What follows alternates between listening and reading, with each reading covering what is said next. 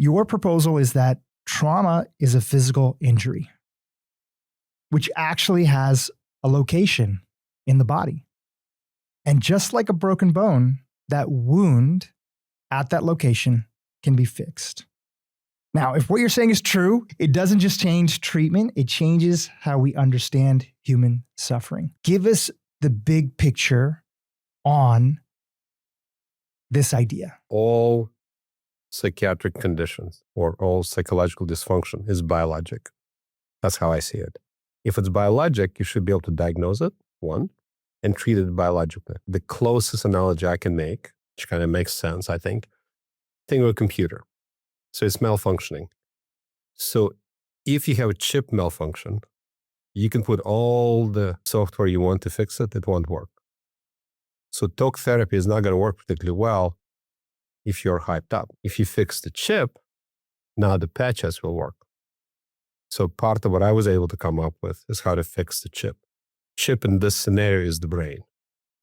So if the brain is a problem, fix the brain and then talk to the person. Yeah, let's take that analogy a little bit further. If the human body, just using the computer analogy, is there and you have a chip that has been malfunctioning, if that chip is malfunctioning, then all the improvements you try to make or the software updates, they don't take place in some conditions if the chip is off. Translate that to something like somebody who's dealing with a really traumatic experience from the past. What is the chip inside of their body? So if I may, I think what you're asking is, what's PTSD?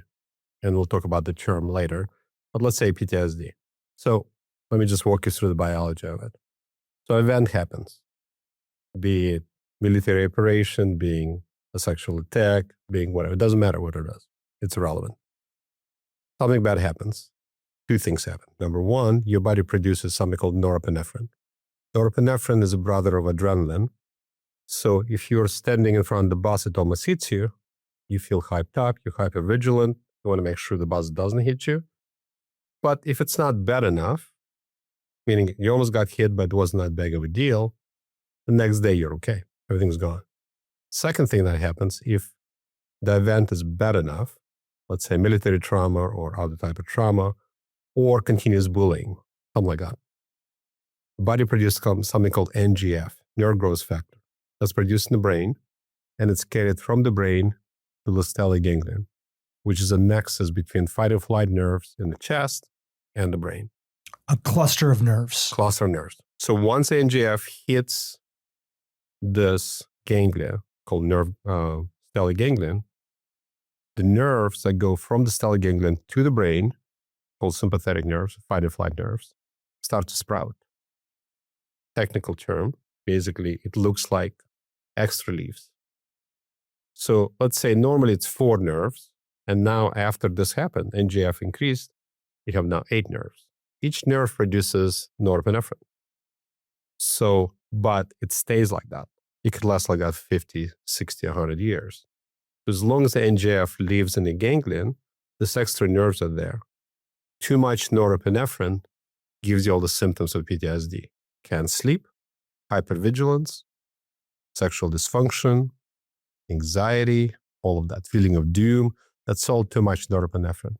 In fact, there was a study done, if you take the fluid around the brain called CSF, cerebrospinal fluid, norepinephrine level is twice as high in the fluid in a person who has PTSD as opposed to somebody who doesn't.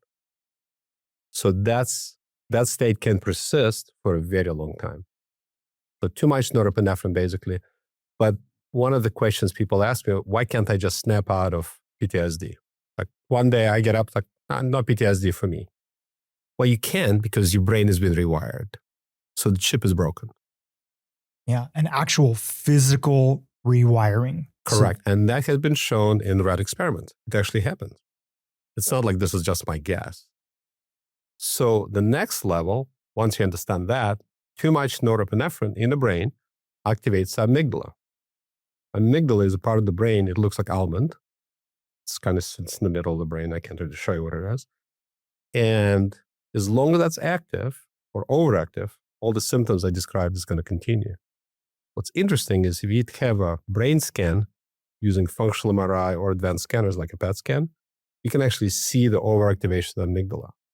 So when people tell me PTSD is an invisible wound, I heard that term in 2025, people still using it. I think that's crazy. You have the wrong scanner, you won't see it. You got the right scanner, you can actually see PTSD. So it's biologic, it's real, it exists. So when people are not crazy, it's just a biological effect of severe trauma. All it is. Yeah. So just to make sure that our audience is with us, right? The core idea here, which you also talk about in your new book, we have a link in the show notes, The God Shot. Very strong title. We'll talk about the background. Yeah. We'll talk about the background. It's one of the questions we get into. Spoiler alert, I'm not God. I'll tell that right now. So to set the foundation of what we're talking about today, traditional medicine, traditional psychiatry looks at trauma as a little bit more abstract. It's a real thing, but it can be invisible inside of the body in terms of where it exists. And a lot of people think of it that way, and they think of it as something that we just cope with.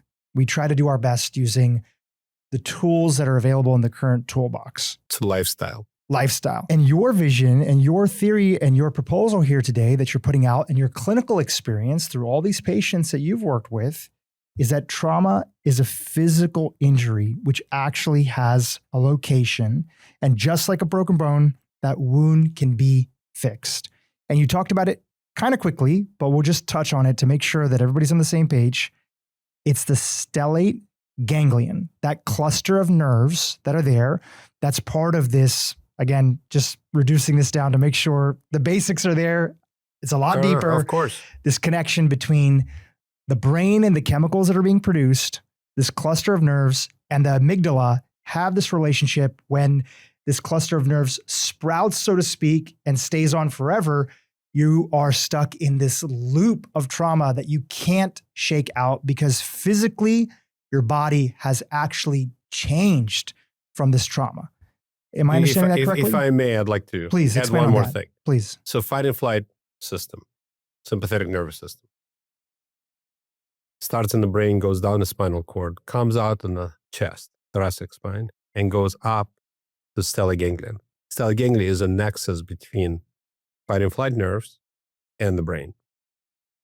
So once stellate ganglion is activated by those NGF things we were talking about, there's actual rewiring of the brain. There's an increased number of fight and flight nerves, sympathetic nerves. That's the key. That is the whole key to this, to understand what trauma truly does to the brain. There's a lot there about trauma before we go into it and how it can actually be passed down biologically, even in addition to the experiences and life experiences that somebody had. Right. You've had many yourself. We'll get into that in your story. I think it's important for people to understand that this is something that you accidentally came upon based on an existing treatment for women who are going through menopause. Can we set that backstory that's there? You want to tell me how it all happened? Yeah. Sure. So I had a patient who was about, I think, 50, and she had severe hot flashes. She also had neck pain. I took care of her neck pain. So she said, I always have hot flashes. I said, I don't do hot flashes. That's not my thing. I sent her to my brother, who is a really brilliant physician. He tried to treat the hot flashes using conventional methods, whatever those were. Everything failed. So he said, you do this procedure for hand sweats, and then this is the whole body is sweating. So the block should work for that. I was like, no, it worked. He goes, how do you know? Nobody's done it. He says, yeah, try it. I did it. And poof, hot flashes went away. She was able to sleep through the night first time in the last 15 years. She had severe hot flashes. That's kind of how it started. Then I kept treating it and I kept getting really good results. So then Chicago Tribune came by to interview me about it. And I thought it would be another lovely discussion. And it was a hit piece. And the way they did it, like the first line, I knew I was in trouble when I read the slide. It said, Bianca Kennedy, this beautiful breast cancer survivor, 34 years old, was so desperate to get rid of hot flashes, she let Dr. Lipov plunge a syringe needle in her neck.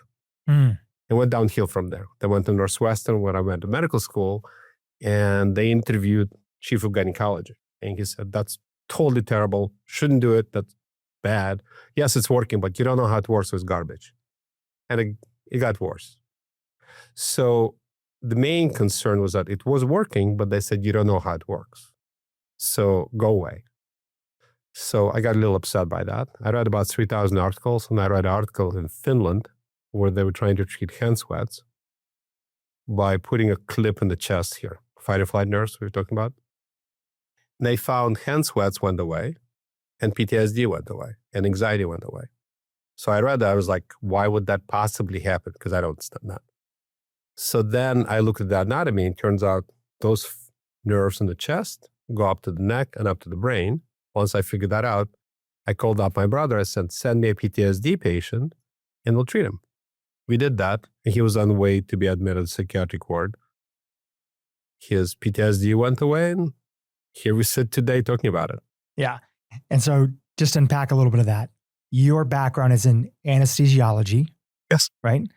And so when you talk about treating it, and we're talking about these nerve clusters, explain to our audience of what did that look like? You know, you've mentioned her neck, you mentioned treating it, but just paint a picture. How is it done, actually? Yeah, paint a picture since we're just in the beginning part of this conversation. Well, I started as anesthesia. Well, first I started trauma surgeon. Then my mother took her life in my first year, so I left that. I went to anesthesia. Then I did pain medicine.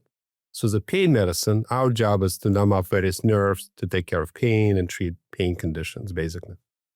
So Stellate Ganglion Block, the first one I did, so basically numbing up the cluster we were talking about. The first one I did was 1987. So the way it works physically is we have a patient lying on a table, clean out the neck, numb up the skin.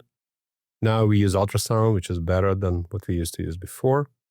And then we put a needle, I don't plunge any needles, pretty short amount of distance.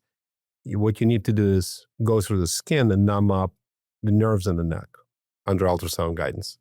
We put in some local anesthetic, just like going to a dentist, except we're numbing up this particular cluster of nerves. And there's no other drugs but the local anesthetic in that. That's it. That's how it works. So people are getting a shot in their neck Yes. under anesthesia using ultrasound to guide. And that procedure is called the SGB. It's the block for that nerve clusters that are there. And when that block happens, is it correct for us to understand that you see that as putting healing or, you know, putting a cast almost around a broken bone? What's a physical analogy that you would describe it as? The part of it that is when I talk about broken bone analogy is like you can diagnose a broken bone, take an x-ray, and you can put a cast on and fix it. So it's a biological, physical fixing it. The close analogy is a computer reboot. When your computer is not working right, first thing you do is Control-Alt-Delete. You're rebooting it. So if you can turn off the computer, when it comes back, it works better. This is the same thing. When I put it to sleep for 8 hours, and we could talk about what actually happens biologically, but it resets it to pre-trauma state. So block that lasts 8 hours, the anesthetic lasts 8 hours. The longest outlier is 17 years. So it can last much longer. So when it's reset, is that sprouting process now condensing? Explain physiologically what's happening with those clusters that's part of that reset. You already have the background, so you understand that. We are at the phase where somebody has PTSD. So instead of 4 nerves, now you got 8. Each one of those produces norepinephrine. So when I do the block, when we numb up the nerves in the neck, 2 things happen. Number 1, norepinephrine drops like a rock. So a lot of times people go, oh my God, I could take a first deep breath in the last 20 years. It was always holding my chest. Or I feeling of doom is gone. We talk about 5-10 minutes after the procedure. The second thing that happens, through a very complicated mechanism, which I won't bore you with, it reduces NGF. NGF is required to maintain those extra nerves that's in the brain. So when you take the NGF away, something called pruning occurs. You know, a scientist came up with those terms, must have been a gardener, right? So you go from 8 back to 4. So now a block that lasts, again, 8 hours since you're actually rewiring the brain to what it should be, not as much fight and flight nerves, can function much better. Talk to us about who seeks this procedure out. As we're starting to set the landscape for our audience, and they're creating a mind map of, okay, I'm understanding a little bit of the background. I'm understanding what's happening in this procedure. I'm understanding what physiologically is going on inside the body. Connect the dots. We talked about PTSD. Who are some of the people that you've treated? What are they dealing with? That's two separate questions. So there is symptoms and the population that have them, right? So let's start with the symptoms. And they're all the same. So to me, it doesn't matter where the trauma came from. Bullying, military action, rape is the same. The effect on the brain is the same. So it doesn't really matter. The symptoms of PTSD are pretty universal, no matter what the cause of the trauma was. So most people think of PTSD as a military-related issue. Turns out that's not true. Most of the people who have PTSD are women who are abused by factors of magnitude. So we treat men, women, children. We go as young as 8 years of age. There's no difference. If somebody has trauma and they have symptoms of PTSD, fight and flight nervous system is overactive. We can reset it. You've worked with veterans, special forces, Canadian military members, United States military members, in addition to lay population of people that come and seek you out. I had a podcast listener, Glenn, who was the person that told me about your work and sent me some of the clips that were there. And I spoke to a few people whose family members have gotten the treatment to understand the difference that it made in their life. You've worked with people who were literally on the verge of telling you that they're about to commit suicide. I think actually it'd be good to tell at least one of these stories right now. There's a very notable story about a sniper from the military who sought you out and begged you for this treatment. Can you talk about that story? Yeah, it was it was a pretty stressful story for me. Now, so this gentleman was a sniper. I took care of his back. So he came back a year later, and I said, "Is your back hurting?" He said, "No, my back is great, but I'm suicidal. Like I'm going to take my life unless you fix me." I was like, his wife and he both come in. They're both crying. He was a sniper for the Marines, and I said, you should be in a hospital, right? And I still do not encourage people to do that to me. That was really problematic on many fronts. Somebody who is like actively suicidal, we prefer not to take care of that group because we need to calm people down and then we treat them. With that preface, so he came in, he said, "I'm suicidal." So I said, "Sorry, I can't take care of you." He said, "Well, too bad. You have to take care of me." So he kind of put me in an interesting position. Anyway, so I took him to the operating room. I did the procedure on him. And he goes, "I'm still thinking about doing the same thing." So this was 40 minutes later, I did the second part of the procedure. So we did 2-level procedures called DSR, dual sympathetic reset. So we take him back to the operating room. I did the procedure on him. On the way out, 5 minutes later, he said, "Doc, I feel great. I don't feel suicidal. Give me a high five." The following 5 years, he did great. Because it happens like that. The thing that's great about this procedure, the compliance is very high. Meaning if you're with me, I'm going to do a procedure, your symptoms goes away about 80% of the time, rapidly. You don't have to keep taking the pills or wait for 6 months. When you're suicidal, you don't have that time of the interest, right? Because people are miserable. In fact, there's a lot of papers written that suicide is associated with inflammation of the brain. So your brain is on fire. You feel terrible. You need to do something now. You don't have time to talk about it or think about it. How long does that fix last for? You've mentioned a couple things right now that it works in your clinical experience and your team's clinical experience, is that it works typically in 80% of the people. So it doesn't work for everybody. We'll get back to that. How long does this relief of the trauma last? It's variable. We don't know. Everybody's different. So the first military man we We treated him 17 years ago. Did a procedure then, he's still doing great. It's pretty cool. It depends on three things. It depends on genetics, depends what you do after the procedure, and depends what happens to you. For example, we took care of a Chicago policeman. He was doing great for a year. And then he was in the street and he had to kill somebody in the line of duty. He came back to see me.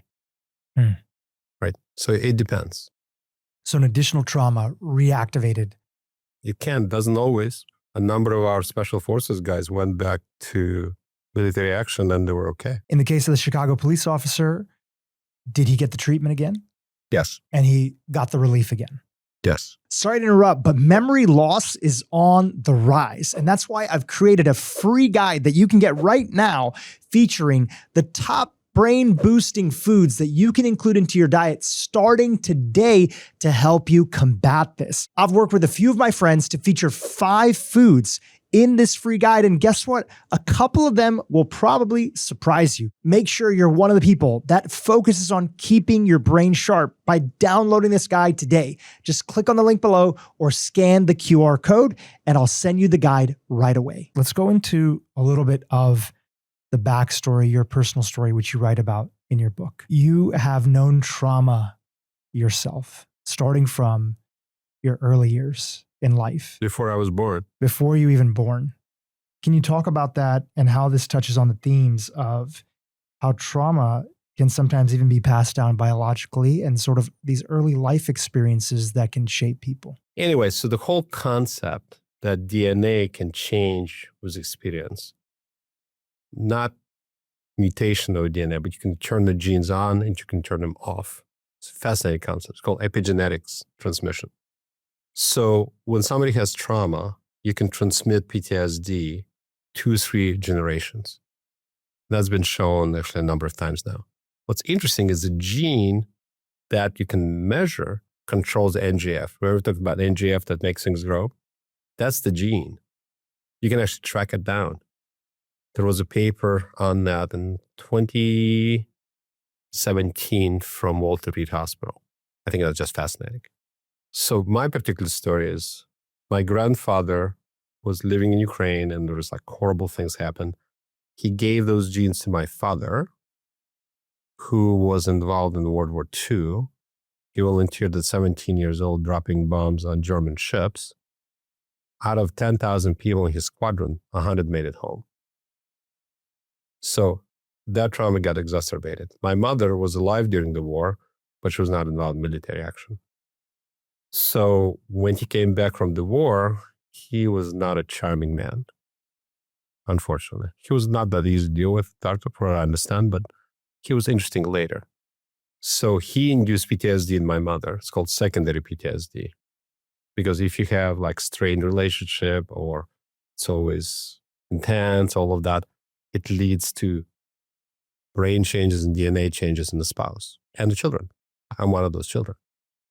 So eventually my mother took her life with that PTSD. There you go. I mean, that kind of tells you where, and you can actually know which gene it is. I find that fascinating. If people have like their 23andMe data, do you think that, you know, you can upload it to AI and see if you have that, you know, that gene that's there? As far as I know, they didn't do epigenetic analysis. That's a different analysis. You could do it potentially, but I don't know enough about that company. But for example, there is a whole Harvard clock. You can measure biological aging, when people are going to die and from what they're going to die. It's beautiful. They look at 1,100 alleles, which is part of DNA. We were able to demonstrate that Stellate, in Special Force from Canada, we were able to reverse aging by 2.5 years using Harvard clock. So the point is DNA is much more pliable than you think. Well, I know it was a long time ago, but I'm very sorry about your mom and everything that she went through. And I appreciate you telling your story because so many families, without even them knowing it, have gone through this generational trauma that has impacted them. In addition to the generational trauma, you've had other major life experiences that really rocked your own world and contributed and stacked on to that trauma. When you were really young, you came across you and your friends were playing, and there was a very unfortunate incident that happened. Can you talk about that? The place where I was born was close to a large tank battle during World War II. So we had older friends, 2-3 years older than us, and they found this piece of metal, rusted piece of metal. So they showed to my father, who's a vet, and he said that's like an anti-personnel mine or anti-personnel shell from a tank. So he took from them, hid it. They figured out where he hid it. They dug it out. So my father didn't let us play with those guys because he had a premonition. They threw it against a rock and exploded. So one kid, and I was probably 4 or 5 at that time. One kid lost 2 arms, another one lost a leg.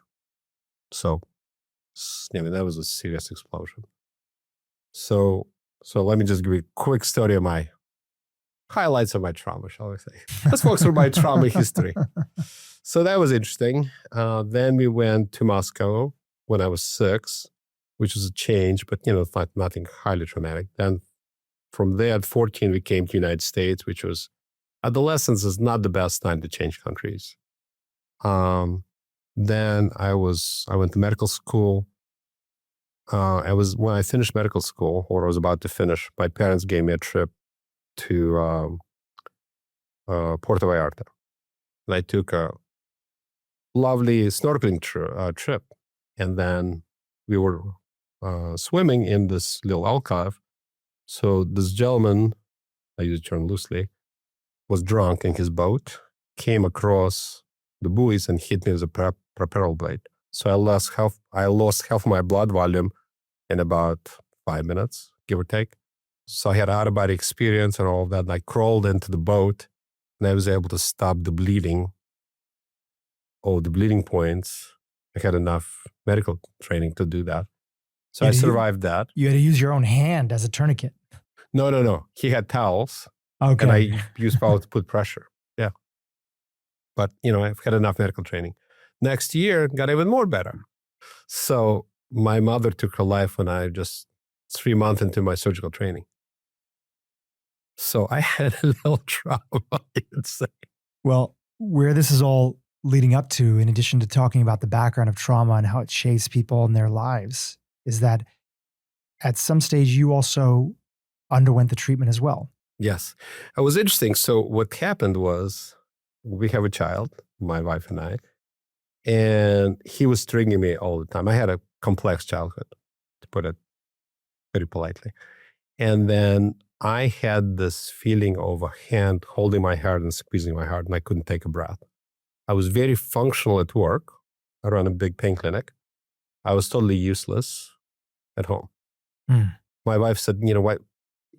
Your kid is attacking me and you're not doing anything. What is wrong with you? And I'm very functional. Right? I used to run trauma units. Your kid is attacking? He was attacking my wife. Like physically? Yeah. Like biting her and stuff. Wow. So it turns out I was having fugues. Fugues is when you're pretty much out of it, like walking in a daze, shall we say. That's a very well-known side effect of severe trauma. Fugues. It's called a fugue, yeah. So I talked to a friend of mine, Stephen Porges, which is an amazing physiologist. And he said, you're having fugues, go get it fixed. So I called up my chairman. I said, do my block. He did the block. The next day, I came back and I said, all right, here's the deal. All the is over. Now we're going to have now it's going to be for real, right? I mean, I wasn't being shut down. I was the normal function that I know I always had. But his behavior was really freaking me out. On a physiological base, I couldn't help myself. And this is somebody who's pretty resilient. Was your son's behavior a byproduct of some of the trauma that he inherited from you guys genetically? Well, he's not genetically, he's adopted. So definitely not genetic. But I mean, he had his own type of issues. But I couldn't really be a good parent. Yeah. At all. Because I was pretty useless. Wow. What did your family notice after you getting the procedure yourself? I was walking around like a zombie. And I was a commander like I should be. I was like, I told him, I said, hey, I'm a commander. Don't do bad things. There'll be consequences and I will hold you to it. Before I couldn't physically actually stick to it. The first thing I did is I started borders. I said, this are the borders that you will not cross. There's no violence in the house, none of this. Don't do this, don't do that. Before my wife unfortunately had to do it, and that was very hard for her. She did the best she could. But then, when we start working together as a team, they did much better. You're wearing a pin during our interview. For those that are listening, they can't see it. Can you describe the pin and how this relates to the idea of naming and the difference between a disorder versus an injury? So, well, first of all, if you look at the term disorder is what's wrong with you. Injury is what happened to you. Pretty straightforward. So as I was doing more and more procedures, I've had a lot of people trying to say, we don't understand how that could be. How could an injection in the neck do anything to mental condition? We don't understand that. In fact, if you look the first time I was on a doctor show, that was the first question they asked. I was like, I don't get it. So one way or another, I was able to connect to Frank Ackberg, very famous psychiatrist who's still alive. Thank God. I talked to him last week. So he came up with the term Stockholm Syndrome. You may have heard of it. So he's well known. So he was part of the committee in 1980 that named PTSD. That's when the term started being used. Through his experience, he believes term is antiquated and it's wrong because it's shaming and stigmatizing. And it doesn't reflect what we know now, that it's a biological condition. He and Pete Shirelli, a 4-star general from the Army, whose job was to prevent suicides for the US Army, went together to American Psychiatric Station and said, please change the name from PTSD to PTSI, post-traumatic stress injury, meaning it's biologic. There will be less stigma, and you'd think the APA would change it. They said no. This was 2013. Frank now is getting older, so he handed this hot potato to me. So I did the study in 2023, and it showed, based on 3,000 people, that if you change the name, PTSD to PTSI, there will be less stigma, there'll be more hope, and then more treatment. I took that information to APA 2024, and I said, please change the name because it's stigmatizing, causes harm. They said, no, not enough information. So if you could propagate my new survey, which I'm trying to go 100,000 people. The website is ITSPTSI, itsptsi.com. It's a 2-minute survey. But what I want to do with that, the name needs to be changed. And I truly believe if you change the name, the stigma will go away. A lot more people will get treated successfully, right? That's what I'm trying to do. I'm a clinician. I'm trying to help people. So that's why this is my term. I just did a TEDx talking about exactly that. That's how we met. So the idea that post-traumatic stress disorder, a disorder becomes an identity, and now you sort of step into this idea that it's just there and it's who you are. And you're switching the conversation to injury, post-traumatic stress injury, and it's something that happened to you. It doesn't define you forever. Well, it's like, do you have a broken leg disorder? Does it define who you are? Or do you have an injury that needs a cast?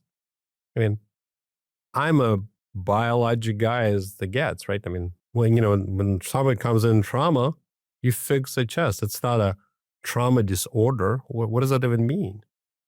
Somebody's dying, you have to fix them. Okay, you fix them, and that's it. They're done. It's not a lifestyle. That's the whole thing. To me, a lifestyle and a life sentence is the same thing. I'm imagining that in traditional medicine, there could be a reluctance to see it as an injury because there's also not an acceptance or sort of openness to the fact that there are ways to address the injury. If you don't believe that there's a way to fix that injury, you may be less likely to want to call it an injury in the first place. Do you think that's part of it? I think that's a small part of it. There are bigger forces in play. Because if you think about it, the whole point, it's interesting. So I had Colonel Sutherland came out. He was in charge of Joint Chiefs of Staff, Family Relations. I said, what do you think of Stellate Ganglion Block? I think it's going to save lives. He said, you have a big problem. You're being slow rolled. They're going to go very slowly. I said, why do you think? They said, do you have any problems? No, it works. I've seen people, my guys got better, no problem. You're asking people who are in charge to be in charge of second best thing. Sorry, like make sure I heard that correctly. You're asking people in charge, like psychiatrists. Yep, to be in charge of second best thing. Second best thing. Like pharmaceuticals are clearly not very effective. They have mixed results. Let me throw a stat at you and see what you think of that mixed result. So there was a paper written in JAMA, Dr. Hope, H-O-G-E, from Walter Reed psychiatrist, that knows something about psychiatry. He said current therapeutics in the VA of psychotherapy and pharmaceuticals, due to lack of compliance, blah, blah, blah, and lack of efficacy, will have an impact on 40% of the people. Placebo 35. What do you think of that statistic? Yeah, it's wild. That's no good, right? Yeah. Because if you think about it, the medications take a long time to work. Medications have a lot of side effects. We could talk about that forever. People develop resistance, have to change the medication. I'm not talking about just that. Yeah. So number 2 drug in the VA that's used is atypical antipsychotic. Seroquel and things like that, resveratrol. 1 out of 1,000 per year, or 2 out of 1,000 in 2 years, will have just heart stops and they die. Cause diabetes, impotence. That's not good. Increases suicide rate by a factor of 3. That's not good. Causes anger. Besides that, it's a great drug. I mean, how can you even argue with something like that? So there was a paper, there was something written, I think it was New York Times, that they call it toxic cocktail, that average number of different drugs that the veterans are taking in the VA is 7. This one goes up, this one goes down, this one, they're all, it's an uncontrolled experiment. And it doesn't really work. If it worked, great, but it's not working. So the point is we need to do something different. And I think it's happening. I wish it would happen sooner. And just to zoom out a little bit so that our audience can follow along, it's in your bio here, but part of your story is that you started with your clinic and these procedures and taking care of individuals, initially women who are dealing with these hot flashes, severe hot flashes as they navigate menopause, and then seeing that they were coming back to you and saying that, I feel better, my anxiety is gone, which led to other patients, seeking you out and more clinical experience. And then ultimately through a series of just continuing that work, getting your fair share of criticism along the way. You've talked a little bit about that. We'll chat more about that later on. You ended up having someone who connected you with a group. And now you have a group of clinics that are out there right now in the US, but also coming overseas as well too, called Stellate Mental Health. Yes. So we have, I think, 24 sites in the United States. We have 1 site in Israel, and we have 4 in Australia. I'm very fortunate to have met a group of people, like-minded people, who understood financial aspect of it and knew how to run a business. I am good at science, running a business. I'm not the best. But yes, so basically the idea is to have it available, Stellate Ganglion Block and other modalities. We're a little more mature now than just one procedure, right? So the new thing, I believe the future of psychiatry is interventional psychiatry, which is ketamine, Stellate Ganglion Block, and TMS, transmagnetic stimulation. So combination of those, and who knows what else happens. Maybe psilocybin, those kind of things, but that's not a conventional approach, because conventional approach, with all due respect, just not that effective. That's the key. Before we continue on and we talk about trauma in the body and its effects on the body and how trauma really shows up as something physical and has physical consequences, just again, because our audience is getting familiar with this and we have some links to some videos they can watch online, walk us through somebody who's coming in for this block procedure, right? Walk us through what this looks like, right? Sure. And the step-by-step process so they can kind of paint a picture in their head to just wrap their head around, okay, this is a treatment for a group of nerve clusters that then leads to all these positive benefits in 80% of the people that go through it based on your team's estimation. But what does it actually look like? How long does the procedure take? What are they going through? Paint that picture. Sure. Well, since I've had it done, I can tell you what happens. So first of all, we do an assessment. So this is not a fly-by-night operation. Our nurse practitioners talk to the patients. We want to make sure they're the right candidates to have it done. And we also make sure physically they're healthy enough to go through it. So as far as mentally, if they're actually suicidal, we have to wait on them to be stable. If they're psychotics, we typically don't do it. Occasionally we do, but it's debatable. Physically, if people are too big, meaning it's 500 pounds and they have no neck. So my saying is no neck, no shot. Somebody comes in, but there's no place to put a needle, so we're not going to do it. Somebody has a bad heart, bad lung, bleeding disorder, we don't do a procedure. It's just normal kind of thing. Think if you go to a pain clinic for an epidural, the same process. Because I'm a pain guy, we follow the same process. Simple. Assuming that's been okay, then about half our patients want to be asleep when we do a procedure, half do not. The cool thing about it, we give people choices, right? Some people are completely freaked out by needles, and some are not. It's variable. We also do kids. So we go as young as 8. So we have an anesthesiologist put a child to sleep so we can do it. So the point if somebody says, well, I kind of don't like the idea of needle in my neck. It's like, okay, if you want to go to sleep, we need to put an IV and give you medicine. You wake up and you're done. It's a passive thing. You don't have to talk about horrible things that happen in your life. That's what I like about it. It doesn't really matter. When I tell people, I don't care about your trauma. People try to describe to me, it doesn't matter. Needle goes in the same spot. So once we agree that we're going to do it, let's say we do it with or without sedation, the patient comes and lies down on the table.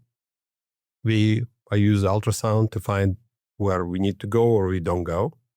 We see blood vessels, we see bones, all the usual things which are in the neck.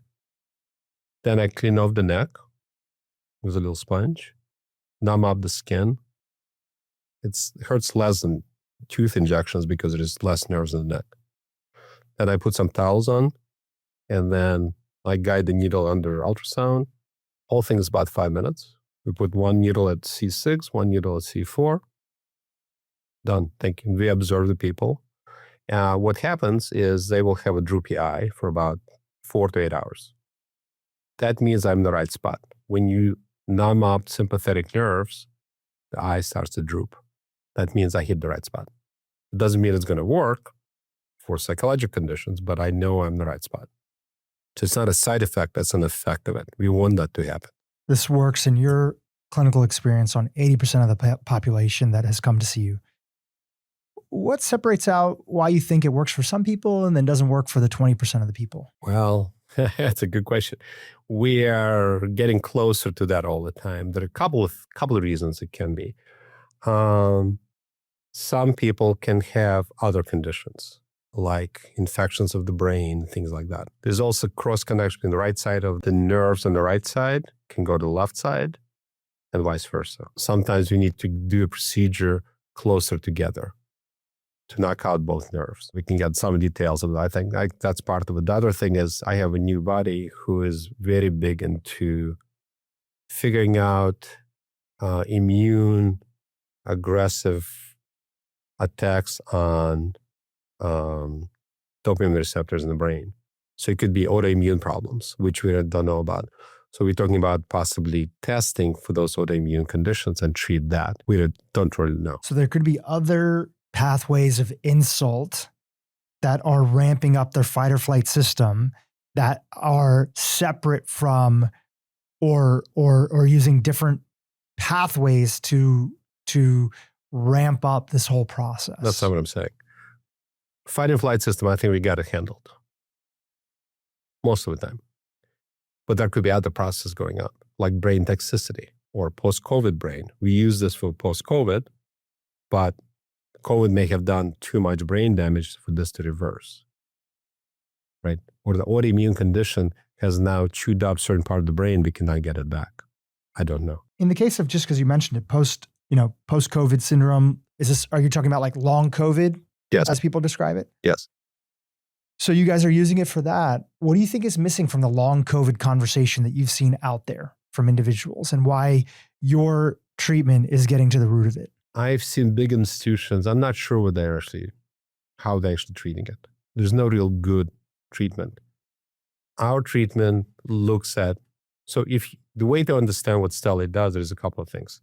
One, if you put tracers if you inject a tracer in the Stellate, It connects to the thymus and the bone marrow. Thymus produces T cells. Bone marrow produces B cells, right? That's the immune thing. So stellate has been used to treat autoimmune conditions. So it's been shown. In fact, when you do stellate ganglion block, interleukin 6, which is marker for inflammation, goes down. So if you think of stellate, not only does it affect the fight or flight system, it affects the immune system. So what kills a lot of times in COVID, at least killed people in the units, they have interleukin storm, too much interleukin 6 and all that stuff. But persistent high levels are still making them drowsy, they can't sleep. All of those problems is related to, I think, autoimmune condition. Stellate seems to be very effective autoimmune conditions. I think that's why it works. So it's a combination of interleukin 6 reduction or autoimmune activation, as well as sympathetic nervous system overactivation. So the immune system talks to the sympathetic system. They interact with each other.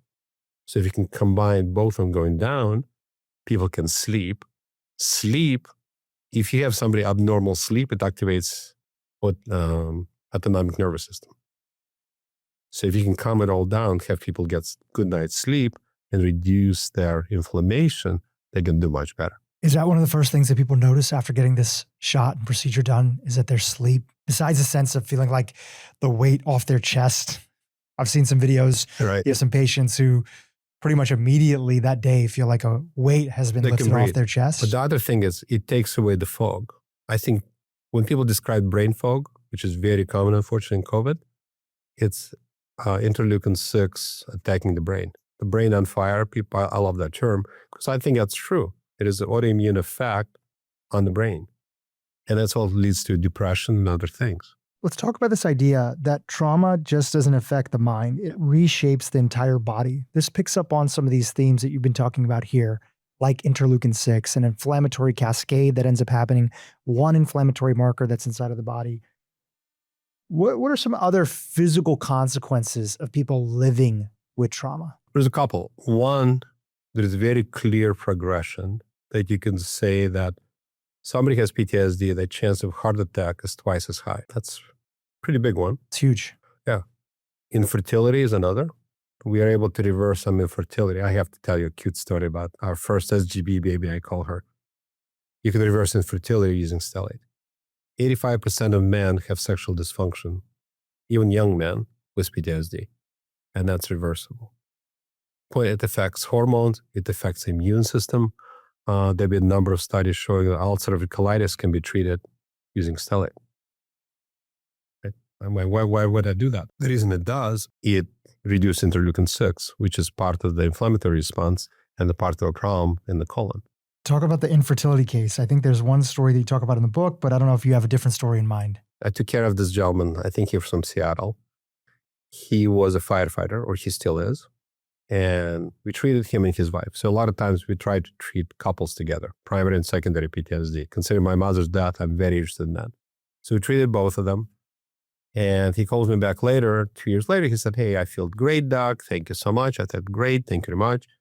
He said, "You don't understand. We had a child." I said, "Congratulations." He said, "No, you don't get it. We tried for 20 years to conceive. We conceived the day after the procedure." So that was a big deal for us. So thank you. I said, "Great." He sent me pictures. Guess what they called the child? Not Eugene. What do you think? Is it a boy or girl? Female. Stella? No. Jordan. They love Michael Jordan. So they called her Jordan. I was the cutest thing. So I called her first SGB baby. Wow. What do you think was going on there? Obviously, infertility is multifaceted. There's so many different things that play a role in it. There's biological components. We talk about in our modern life, like microplastics impacting, especially like the male body. There's updated. I'm an investor in a company called We Natal, which looks at how deep nutritional issues on both even the male side for sperm quality can play a role in infertility and miscarriages. So what do you think was going on in this instance with the connection between trauma and infertility? Well, I've been interested in that for years. The reason I've been interested, I wrote a paper on that, how stellate can affect sexual function in men. But when I was doing my deep dive in anything stellate related, I found a paper from Italy from 1972. They showed that stellate ganglion block changes hormones. LH, FSH, all of that. Actually, hormonal switch occurs, which is a big deal. Also, if you think about it, we also treated women who had severe pain during their periods, or they had dysmenorrhea, which is periods at various times. It's inconsistent. What happens is, in order to conceive, you need to build up the endometrium or the lining of the uterus to 10 millimeters. It needs to be thick. But if the fight and flight nerves are overactive, it never gets thick. So it's 2-3 millimeters. So that's what causes spotting. So if you can readjust the hormonal status, 1.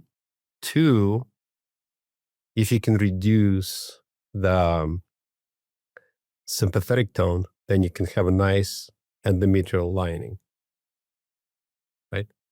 So what happens is the block stabilizes everything, and it also reduces stress. So if women have orgasm during sex, the chance of conception is significantly higher because uterus is designed to suck the sperm back in so you can get implanted. Wild. Weird. Wild. So, but the point is they both had good mood. They're both relaxed. Male function improves clearly.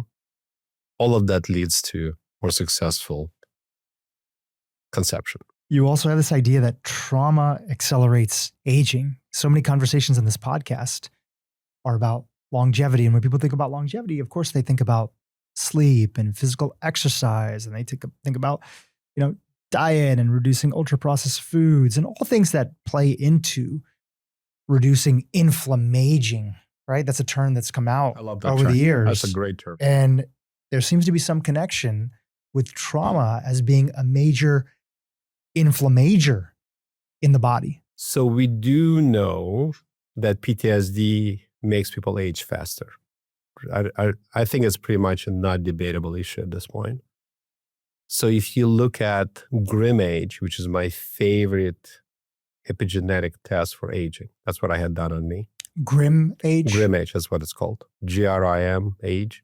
It was developed by Dr. Harwath, an amazing man from UCLA, not far from here. That's one of my partners that I've done study with. So we know that trauma makes people age faster. I don't think there's debate of that. We know that in successful intervention for trauma, reverses aging. That's been shown using talk therapy. It's been shown with ketamine.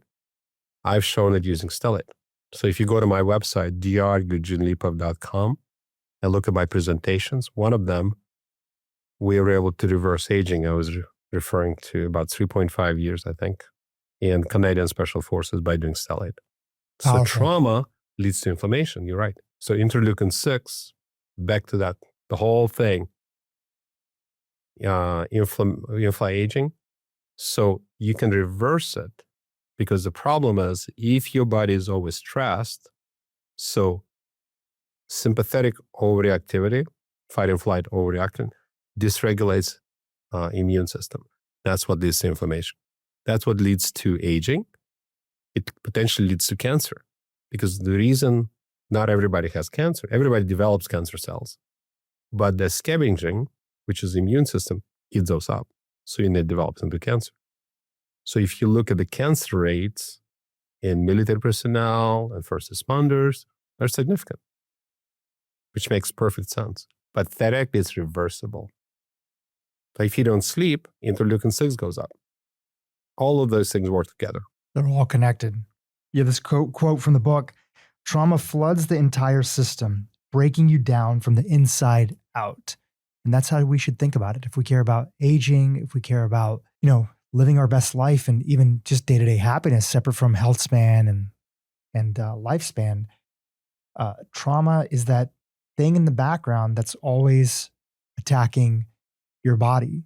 And without having a plan. If I may, let me give you an analogy. Please. If you have a car and it's idling, normally, 2,000 RPMs, right?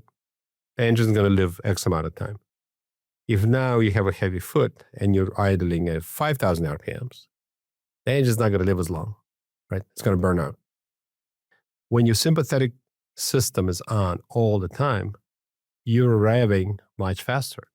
You're burning out the body faster for no good reason, right? That's the easiest way for me to look at it. You mentioned this about your mom's story, but I think it's worth touching on a little bit more here in this phase of the conversation.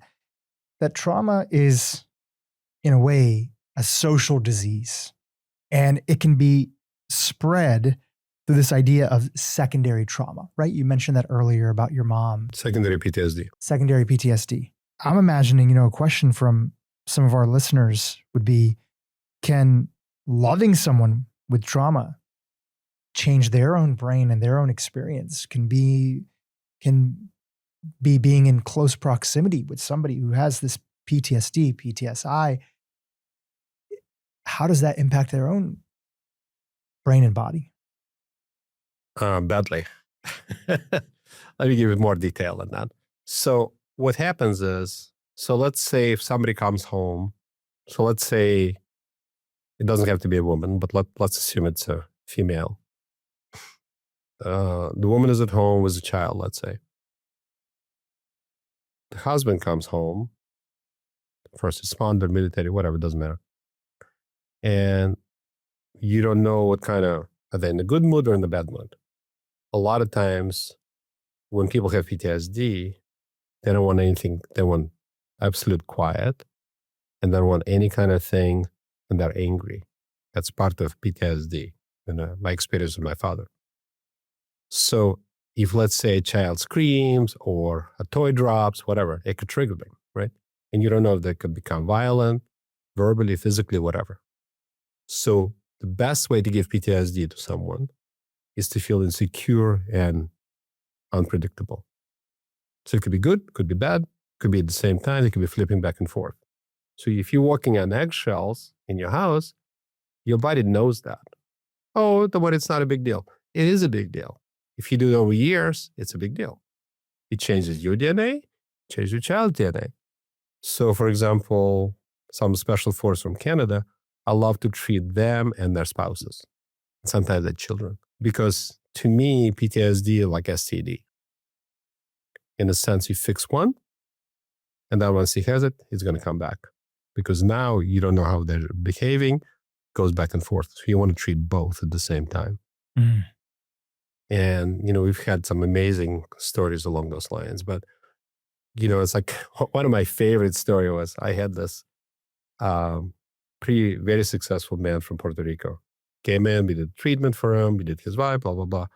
So he sent me a video from his 5-year-old child. She's a spunky kid.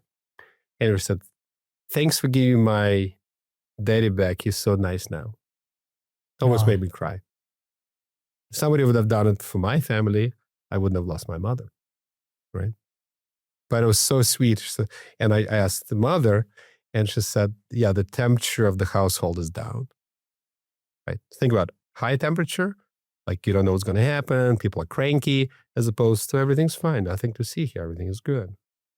That's a big difference. And the body knows that. That's the whole thing. You're always prepared. You're always prepared to run. You're always prepared to think of, how do I avoid this? You spend 90% of your time avoiding another blowout.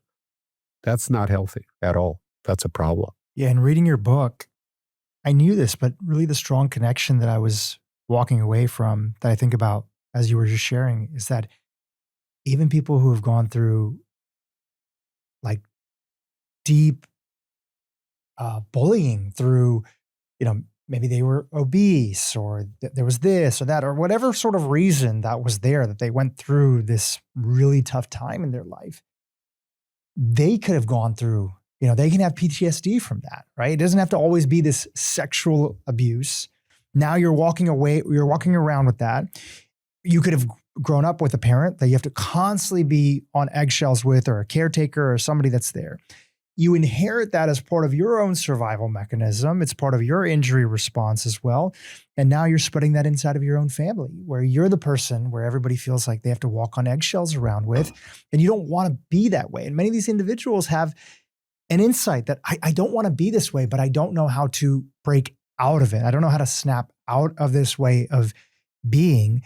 And they often have partners that, love them, that see the best of them that's around and know that they're a deeply caring and an amazing person that's there. Until they don't. Well, if you think about it, when somebody wants to have, I think most of us, unless you're a psychopath, which is thankfully a small number of people, we want to be the right thing for the family. We want to show up the best part of us. When somebody says, I can't help it, our society says, why not? Snap out of it. Behave like this, right? It's the same thing when somebody has an amputee asking to run a marathon. It's not going to happen. You can ask him to do it, but you can't help it. And then it comes back to, is this the weakness of the soul? Is that because you're just a nasty human being? No, you just have extra nerves in your brain, too much norepinephrine. That's how I see it. So blame, if you truly absorb that and you truly believe the name, there's no blame. There's no shame. There's no blame. What's the difference? To me, and I've done many different medical things. I'm not going to ask an amputee to go run up and down the mountain. That's stupid. Why would you do that? Right? Nobody would do that.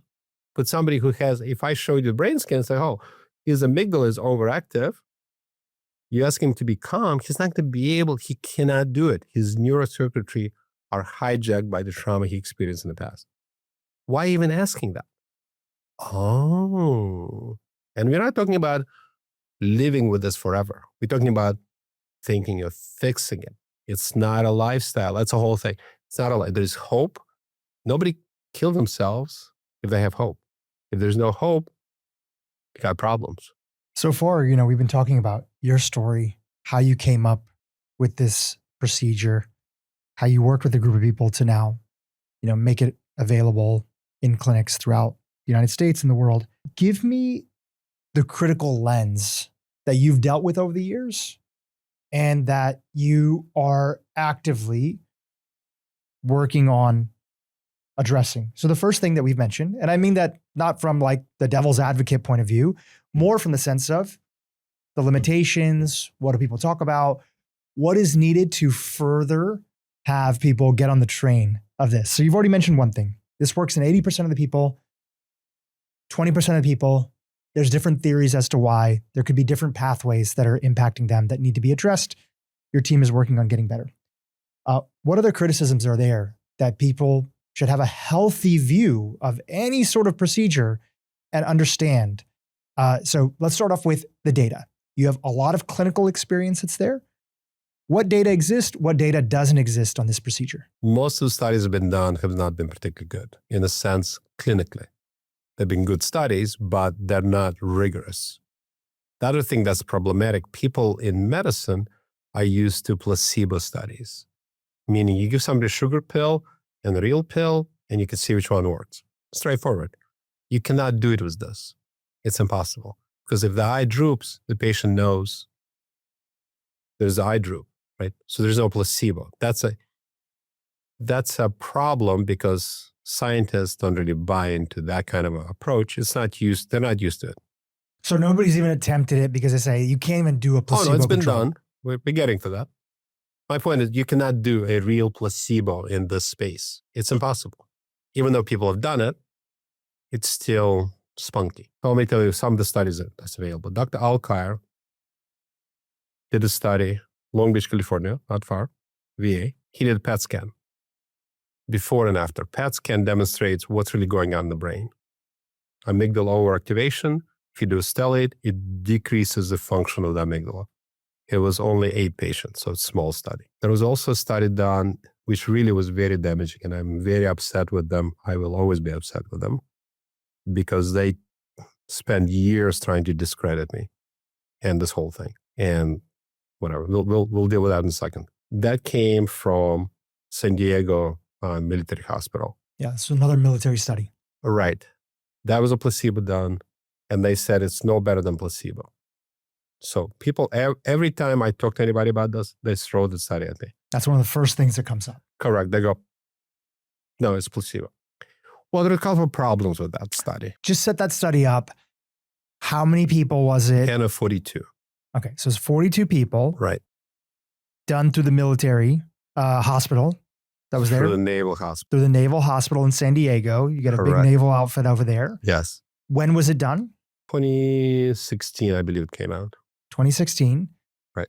And anything else important to mention about the setup of the study that was there? The people that were a part of it? I mean, these are all probably young Yeah, no, there's a lot of military age problems with men. that study. So that study was evaluated by the VA committee on Stellate. And they said that study is garbage. So the VA themselves said that this naval study Useless. said it was garbage. Is this public? Did they publicly say that it was garbage? It's on my website. It's on your website. Yes. So this was done through a position paper of Yes. their own review of the study? Correct. Okay.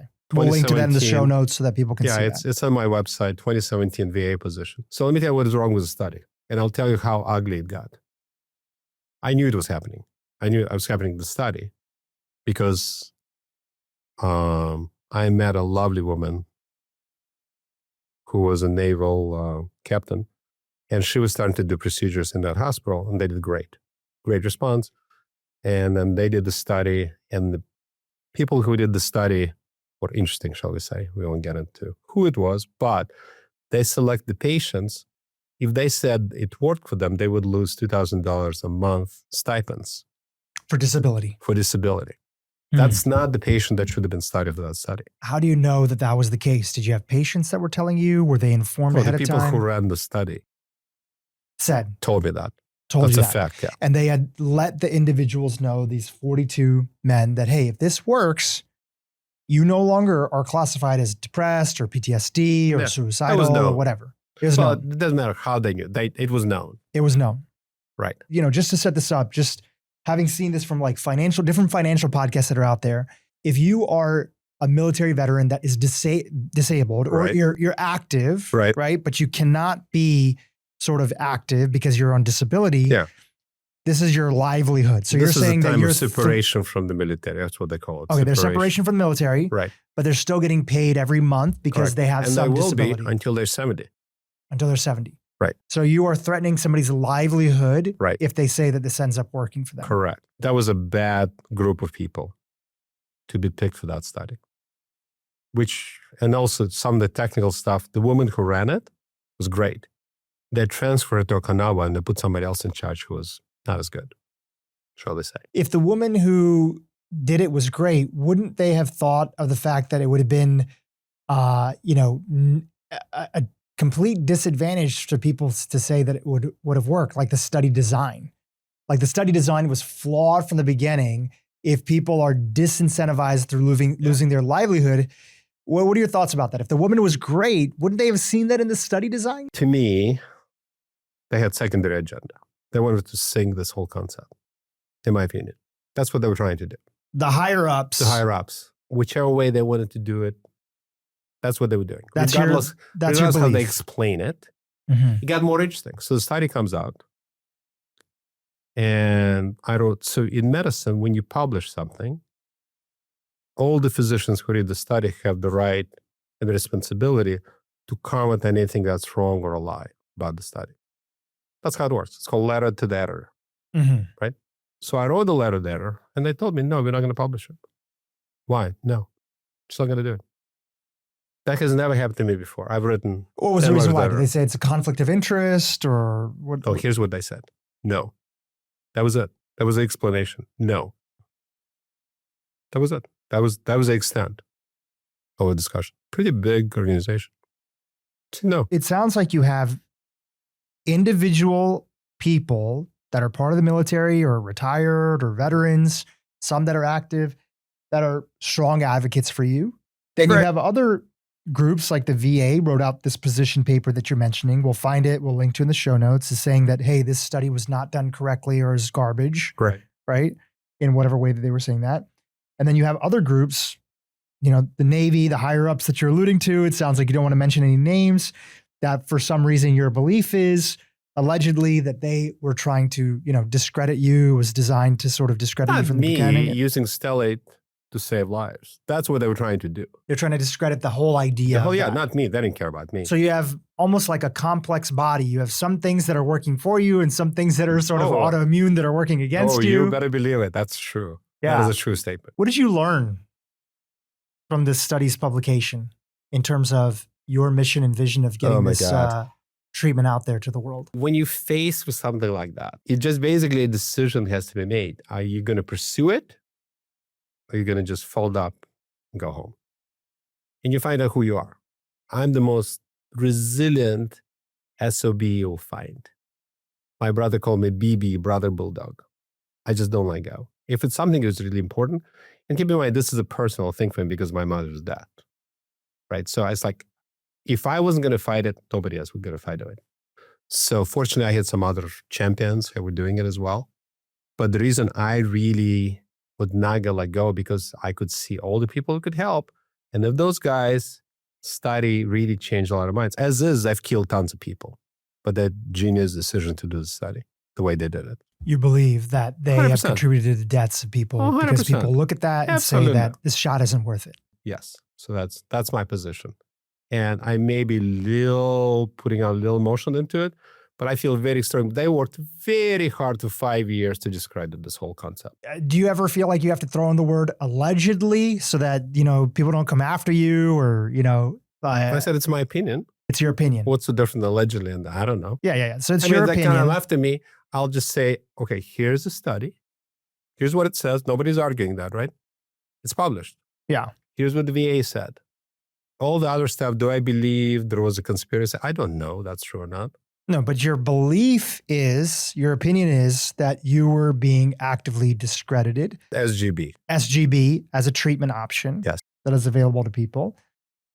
And there could be a multitude of different reasons why. That's totally fair. What is your main belief that the reason that somebody would want to discredit, separate from, let's say, ideas that the pharmaceutical industry, which is an establishment, may not love additional new options that are coming unless they can control it?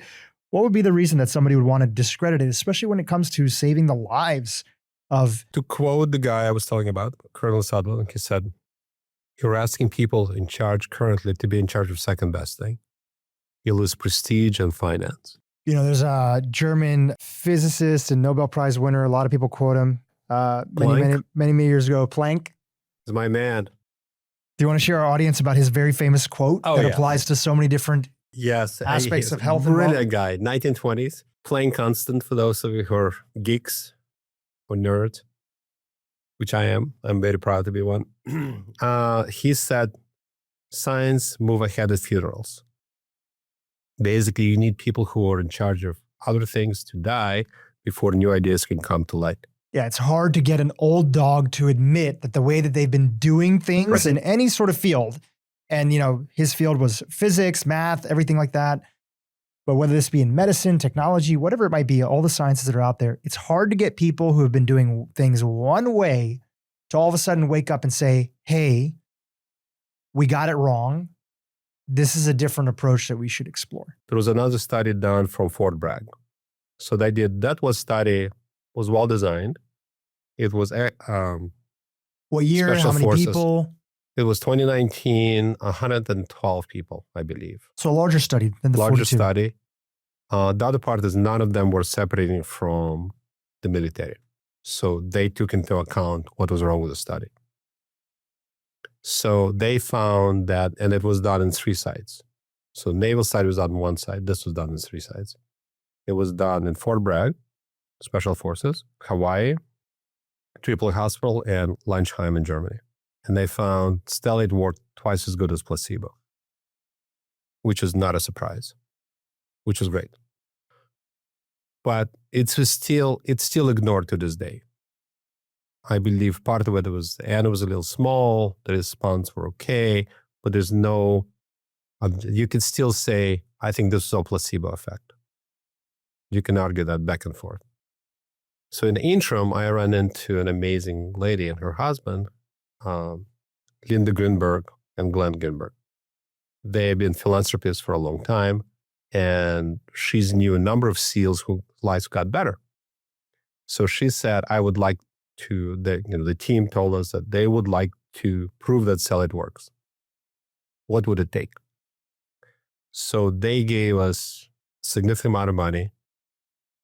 I designed a study, and then NYU took it on and did the right study. It's been done for 3 years. Placebo-controlled study, like the same way? Placebo-controlled, but yeah, this is an we were going to do 150. I think they did 90. That's all they needed. But they did FMR. They did functional MRI before and after. So there's no argument placebo. That's the key to this study, right? We always need FMR. VA in their position paper in 2017 always said, oh, we agree with Dr. Lipov, because I was one of the consultants of that paper, that a functional MRI study should be done, but they never paid for it. Here, we are able to do it. So that should be out in September. And I think at that point, people just go, aha, I guess it's the right thing to do. So it's not out yet. The trial's finished and they're working on, or it's They're still analyzing the data. They're analyzing the data, and then eventually it'll be published in some journal. It's going to be in a big journal. You know, in medicine, the study you want to be involved in is landmark study, meaning like from here, it changed medicine. Mm-hmm. You don't have to wait for anybody to die.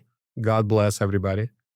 But that's going to be much less debate, because if you have big study, large number of people, functional MRI, big institution, NYU is an amazing institution in so many ways, but they did the right psychologists. They had functional MRI. They had everything. That is an unimpeachable study, and I wasn't involved in it. I helped start it, but I was like, here's the money, here's the design, do what everything is right, and they did everything. Yeah, so you don't know the results right now, but you have you feel just based on the way that it was set up, and that it's going to be positive. I believe it's going to be positive, but yeah, we won't get into details of that. Sure.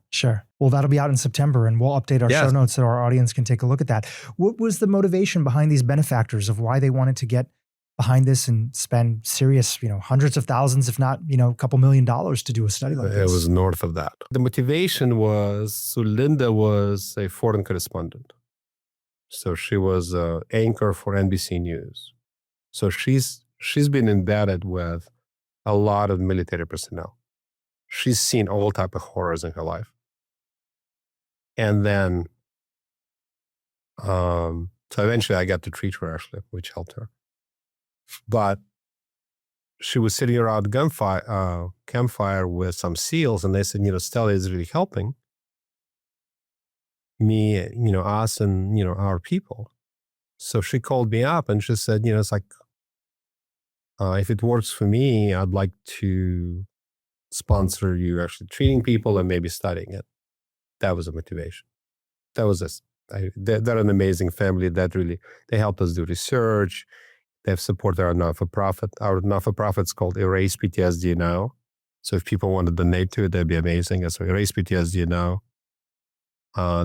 or .org, one of those.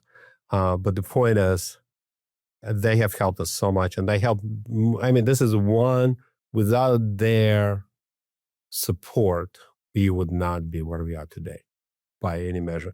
And the amount of lives that we have saved, it may sound like exaggeration, but I get like every 2-3 weeks, I guess, think you saved my life, you saved my marriage, you saved this, my children are different. But it's like, oh my God, I could not be more thankful to that couple. Give us the background story of the title of the book, God Shot. I love that title. There's a patient that received the treatment, and he plays into this. But yeah, tell the story. Yeah, so it was funny. So one guy came in, he was a Marine, and he said, it's like, oh, I'd like to have the God shot. I was like, I don't know what that is. What do you mean by that? He said, well, in our unit, it's called the God shot. So one of his friends had Stellate Ganglion Block by somebody else, not me. And it changed his life. So the only entity can change life is God.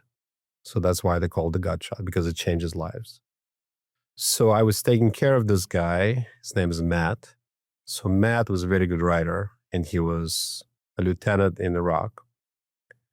So he was asked by Playboy to write an article about his experience having a stellate ganglion block.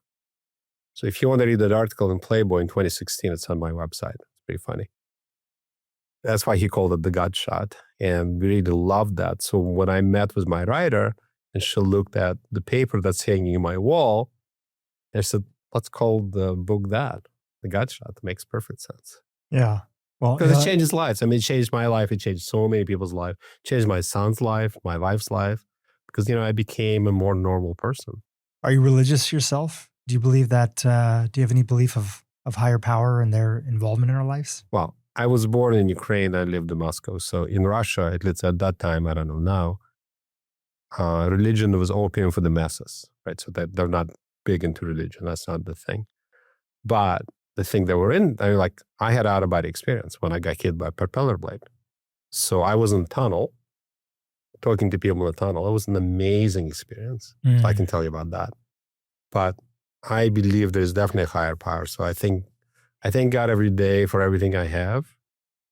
It's an amazing, it could be, people could say, it's like whatever, a shining feeling. We can talk about all of that. And I don't know from that. But I do know that being in a tunnel made me a much better person and appreciate what I have and my family and everything around me, and opportunity to do this. This is just an amazing gift. I'm thinking about, especially in the context of trauma, for people who are religious or are open-minded, or at least, have some belief of a higher power, whatever that might be, the universe, whatever.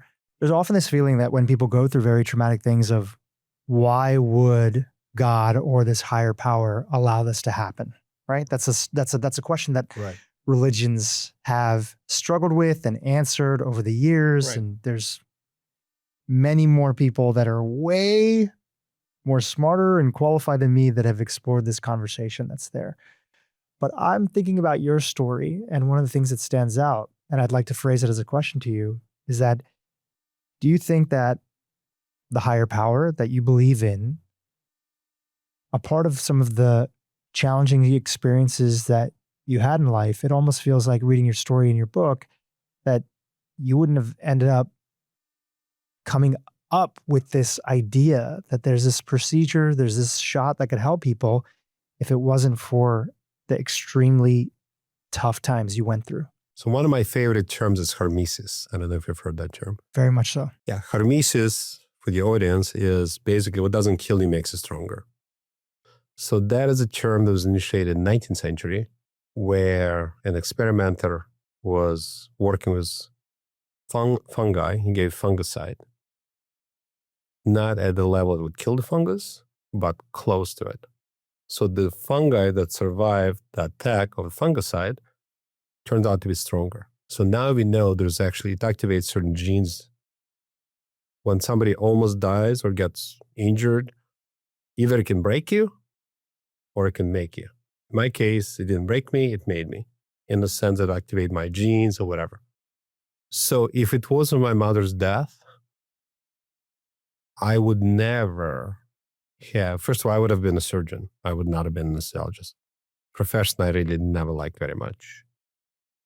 I would never have had the opportunity to figure this out. Also, without her death, even if I would have become an anesthesiologist, I would never have fought everybody I had to fight with and argue, and spent a large amount of money trying to survive through all of this, because I felt like this is really helpful. So if it wasn't for her being my guiding star in that, I would never have done that. I would not recommend fighting with powers that be on a continuous basis for years, where people try to dismantle things we're trying to put together. I do not recommend for fun. Do not recommend that. So to give you a direct answer, I'm not sure how much higher power had to do with that. To me, God helps those who help themselves, in the sense that if you have a direction, if you have focus, and you have a reason why you're doing it, like I work very hard to exercise, take stuff for longevity, all of this. I want to operate into my 90s because I think somebody like me, I'm training people, I'm writing textbooks, I'm publishing, I'm very active in everything. I think it's important to do that. It gives me so much joy to do it, frankly. But I also see the results, right? If there's no results, there's no reason to do any of this.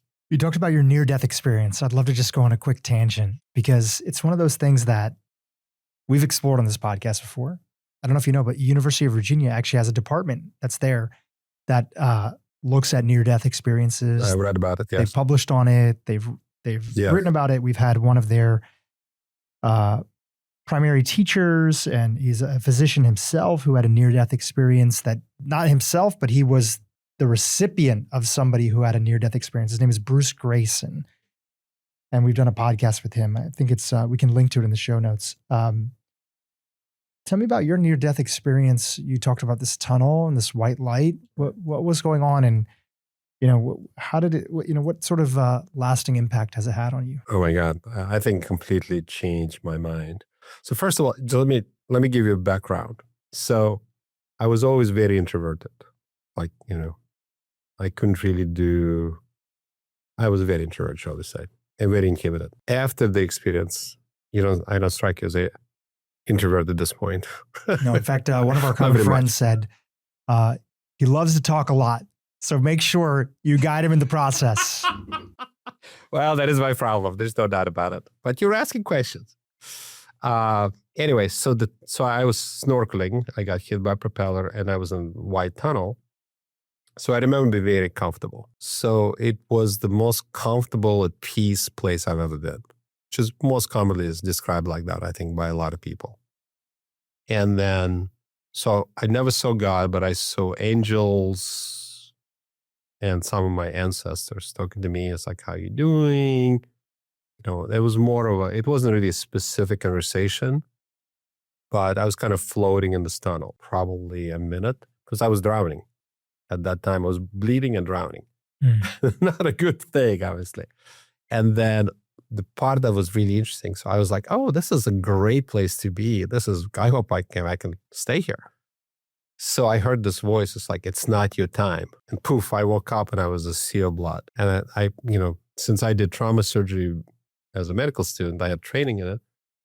I looked around, I examined myself, and I looked at the wounds. I was like, this is going to be a problem to fix. I remember that. And I crawled in the boat and I grabbed the towel, put it in the bleeding points, and I survived. It's interesting you've talked about that because we interviewed a past podcast guest who had her own near-death experience that led to a whole revolution of her helping people through her methodology. I'm blanking on her name. It'll come back to me, but we'll link to it in the show notes. But she described a very interesting intersection as well. Her dad, who had passed away previously, who she had a very challenging relationship with. In fact, he was the source of a lot of trauma that was there, very tough on her, forced her to get married to somebody that she didn't want to get married to, and she ended up running away and then broke free of that pattern in India. But in the father's passing and in the sort of field of consciousness where everybody now has dropped their layers, their trauma, other stuff, her dad spoke to her and said, it's not your time. You're needed. And you have a very important message. So please go back. At that, she was dealing with, I believe it was cancer she was dealing with, and she was hospitalized for a period of time where she had this near-death experience. And I think even she died and was resuscitated, right? She was medically diagnosed as being dead, and she was resuscitated and was told to come back. And then she came back, and that was part of her story of what helped her bring the information back that she had to share with people. Well, I heard that voice. It's like, it's not your time. And it's like the abrupt change was like that. Boom. Intense. Are there other people outside of this group of clinics that you've set up, Stellate Mental Health, that also are doing this procedure? And is that one of your hopes, that you see more anesthesiologists, institutions, individuals that are doing this procedure? So are other anesthesiologists doing this procedure that are unaffiliated with you, but have been inspired by your work, convinced, or arrived there through their own? And is that part of your goal, is to have this procedure more widely available through other institutions, hospitals, clinics? Yes and yes. So a number of physicians are doing it. Some very good clinicians are doing it. One of the great thing about Stella is everybody who works with us, I had a chance to vet them. There are some really good docs out there. Not everybody is an anesthesiologist. So here's my advice to people who would like to have it done outside Stella. Make sure they're trained. Number one. The people who should be doing this procedure are pain board certified, meaning they did, let's say they're physiatrists, anesthesiologists, but they are pain doctors, meaning they know how to treat pain conditions, and they're trained in ultrasound guide procedures. Some do it with X-ray. To me, that's second rate. It's not as good. Ultrasound is better. But you want to make sure they're doing it. Somebody showed me a video of a chiropractic physician doing it blind. It scared me to death. I reported in the state. It's like, first of all, chiropractic should not be doing it, number one. Number two, he wasn't using any guidance.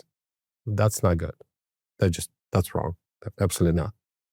Ask how many procedures have that person done, what kind of problems have they had.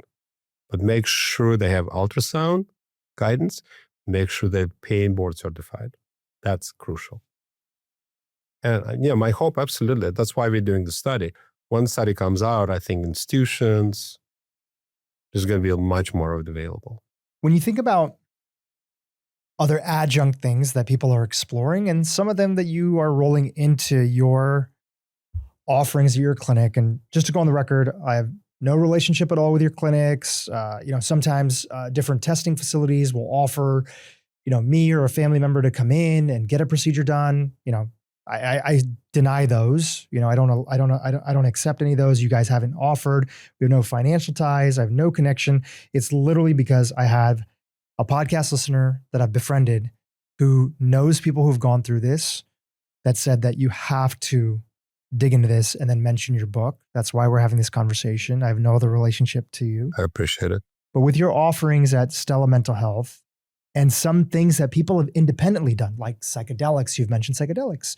Some of the benefits that people have gotten from psychedelics, it almost sounds similar, that I've heard stories of people that have felt like this weight that was on my chest. Not everybody, right? Nothing works for everyone. Nothing works for everybody. But similarly, you hear these stories of people who have gone through psychedelics or other procedures that might be there, transcranial magnetic stimulation, which is a service that you guys offer as well too, TMS, that they've gotten these benefits. Do you think that where people have experienced these things, that it's also potentially working on the same nerve cluster, or that they have different ways that they're arriving to the same conclusions? I see what you're asking. When they work. They're very different ways. So let's compare and contrast, if you don't mind. I had a psychedelic experience. I had psilocybin, for example.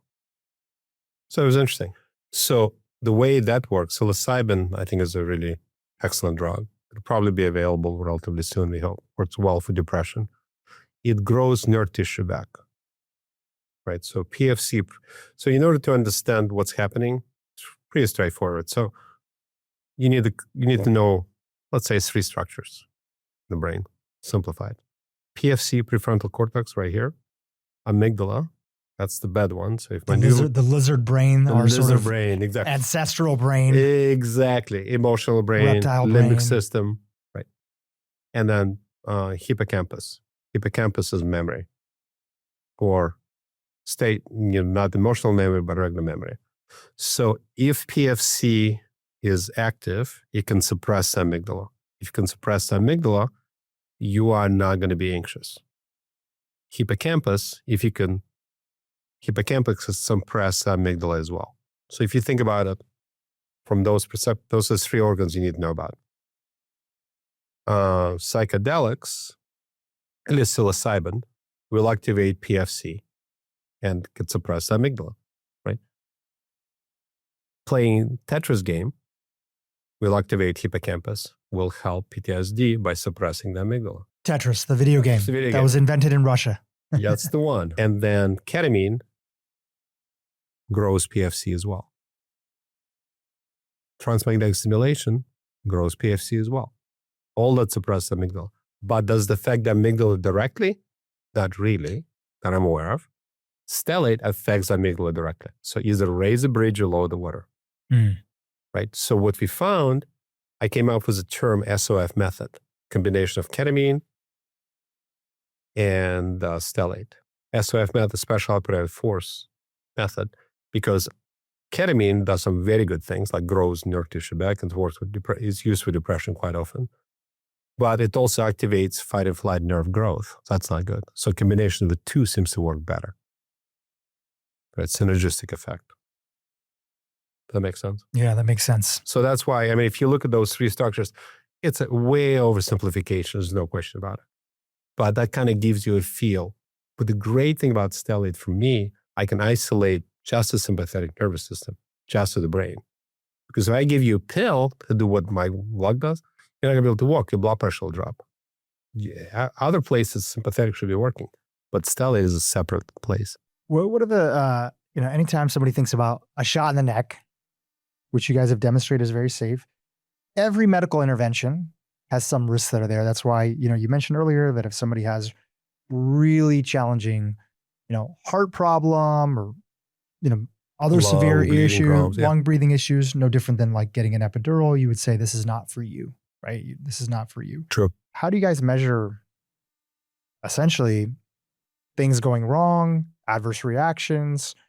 Is that something that you track? Is there the possibility? Is there any sort of history? Just as you're mentioning, if you were interviewing somebody that was separate from your clinic, not trained from you guys, are they pain board certified? How many procedures have they done? And has anything gone wrong, right? What are examples of things going wrong? And how would somebody ask that even for your own operation? Sure. I mean, that's totally, I think that's reasonable.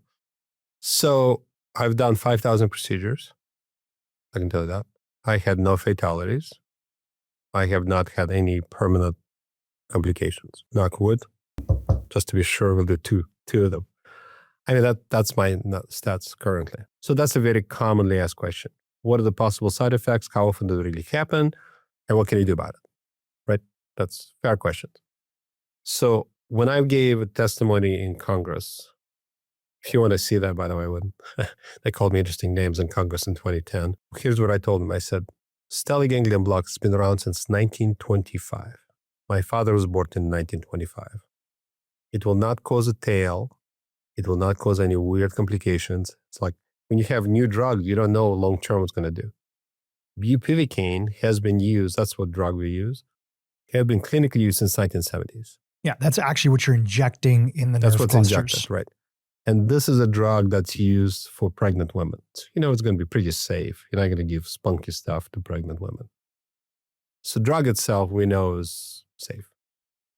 Now, the needle can go in the wrong areas and can cause problems. So there's only one big study done on complications. 1992 in Germany, the country of Germany, did 45,000 stellate ganglion blocks that year. Now, this is before X-ray, before ultrasound, right? So before we used to do it, before we had the equipment, we would palpate, we would feel where we were at and stick a needle. So it's safer now because we can see where we're going. That's why I insist on people using guidance. Anyway, 45,000 stellates, nobody died. They had 11 seizures, which they were able to deal with. Seizures happen if you hit a blood vessel, inject inside the blood vessel. It'll cause a seizure. And we can talk about how to treat it and all of that. 2, they had 9 people had pneumothorax. So standard stellate ganglion block is done at the bottom of the neck, called C7, which is the lowest vertebra. That's why it's 7. I do it at C6, and everybody pretty much now does C6. So you're away from the lung because there's a lung right here. You're staying away. Plus, you could see there's ultrasound. And so again, out of 45,000, they had, I think, 11 seizures, 9 pneumothorax, and 3 allergic reactions to whatever. That was the experience. I mean, it is possible to do really bad things with that needle if you really don't know what you're doing. But you have to work pretty hard because it's a safe area. It's pretty close to the skin. If you know what you're doing, it's been done since 1925 for various pain conditions like headaches, CRPS, which is burning in the hand. Can it go wrong? Yes. But part of what I do as a CMO of Stella Mental Health is make sure you have the equipment. For example, resuscitation equipment, intubation equipment, that kind of stuff. Also, if the drug, bupivacaine, goes into an artery or vein and somebody starts to seize, there is a substance called interlipids you can inject and just sucks it out of the blood. It's really cool. We didn't know about it in the 90s. It's such a cool thing. So I don't ever go. I was in Colombia 2 weeks ago. I said, I'm not going there unless I can bring my interlipids. I brought my interlipids, made me very happy. Happy interlipids. Have you guys had to use that ever? We used it twice where people like a little confused. I wasn't sure. You weren't sure if they were getting a seizure. Or, well, they didn't have a seizure, but they were really not behaving the way I want them to behave. Yeah. So we watched them. And then if they're not behaving quite right, it's like, because the interlipids have no downside. It's nothing. It's just fat. So I'd rather give it than not give it. And they got better. Was it because they were a little confused? I don't know. But the point is, if you think of it, do it. That's how I train everybody. I had like somebody who had a pre-seizure episode when I was doing a different procedure, lumbar sympathetic block. And he was like, he didn't speak English. I wasn't sure. And he was like completely confused. I gave him interlipids, came right back. No problems. Going back to this, you were talking about this German study that was done. That was like in the 90s, you said? 92. 92.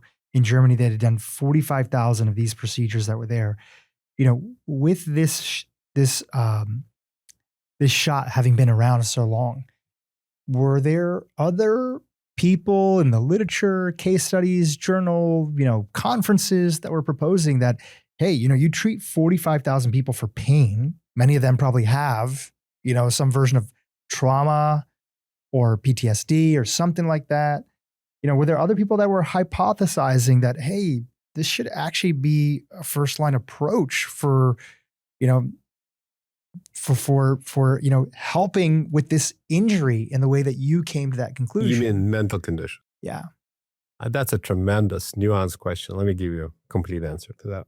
So first of all, pain physicians are not psychiatrists. Take care of pain, goodbye. We're not interested in your mental state. I'd stick a needle and go away. So 1947, in Cleveland Clinic, there was a publication using Stellate Ganglion Block to treat depression. 1947, forgotten. 1955, there was an article that was written, I don't know from where, but mental disorders. Oh, it was climacteric psychosis. Climacteric is another term for saying menopausal psychosis. They treated with Stellate, 1955. Forgotten, right? There was a paper written in 1992 where they did Stellate for burning of the hand and PTSD. Burning of the hand went away and PTSD went away. And they thought, well, because the hand doesn't burn, they don't have PTSD. They felt better, right? And the question, many, you're asking, I think one of the questions that very commonly asked to me, especially by my colleagues, is like, okay, you're not that smart. Let's start with that. That wasn't my question. No, but I'm telling you what they're asking, but I'll get to that. I actually came to a different conclusion, but I'll get to that in a second. Their point was like, you're not that smart. All the doctors that came from 1925 to now, why you, and this was anybody else that has done Stellate? I said, well, smarter than you, just for entertainment. But number two, I came at it from perspective that it will work. I was prepared to treat mental condition because the finished paper, when I did the clipping, I was trying to treat that because I understood the anatomy. In medicine, if you don't understand it, you want nothing to do with it. I understood the biology, and I was looking for that in an isolated group, just PTSD, no pain. Because if you take the pain away and people's depression gets better, woo, what's so surprising in that? Your back pain doesn't hurt anymore. You can walk normally and have sex normally. You're not depressed. What do you think it's working? Because the pain is gone. But what made the first case publication 2008 unique, it was purely for PTSD. No pain condition at all. I wasn't trying to treat any pain.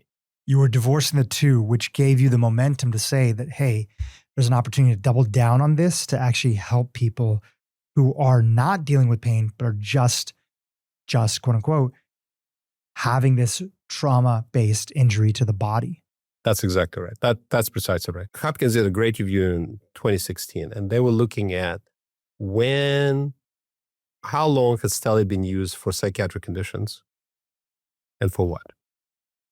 So the first paper was 1947, Cleveland Clinic. And there was 1955 about climacteric psychosis and things like that. Occasional. There was a paper in 2003, for example, for schizophrenia. that accidentally helped schizophrenia. Then there was a paper by me in 2008. And then all the other papers talking about using stellate for, then it was 2010, 2011, 2012, and so on. So it started with my 2008 paper and then went from there. In fact, there was, I'm not going to use the name of the person, but he's worked very hard to discredit that I was the one who came up with that. And then eventually I had to write a letter to the editor saying, he's wrong. This is the facts. This is how it is. No, the guy who did Lipinski was the name of the guy in 1992 about the hand burning and the PTSD together. He was saying that's what started it. My point to them, his partner and he replicated my work in 2010 after I published 2008. So no debate, no discussion. In fact, there was going to be a paper. There was a chapter in the book that was excluded based on other recommendations, shall we say, that addressed that. So just to make it more interesting, so on Amazon there is a review. All the reviews are great, except for one. And they were saying, this is written by AI. So the lady who wrote the book, I said, does your husband know that you're AI? What? She's a great writer. And then they clearly didn't read the book because some of the quotes from there were just wrong. And they said the only person that I would let do the procedure would be this other person who's been trying to downgrade me for years. And she's quoting his name in the review on Amazon. I've asked Amazon, I said, take that down. That's clearly prejudicial. It violates you. Nah, they don't care about it. Isn't that interesting? It's sad. Well, I think that in this day and age, people love hearing all the sides, even if people are motivated by their own intentions. Yeah. And I think what's healthy is somebody like yourself just talking about it head on. People are allowed to have their opinions. They're allowed to have their beliefs. They're allowed to do their own advocacy. They think they're doing their own version of God's work by shutting down people who are grifters or this or that. And then we present all that information, including the criticism. Yeah. And it goes back to this idea that, human beings are smart.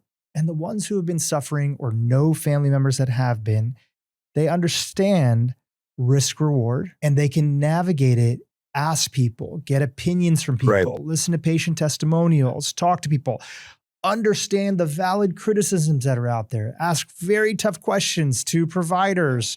And it's great, right? That's like the beauty of this modern day and age.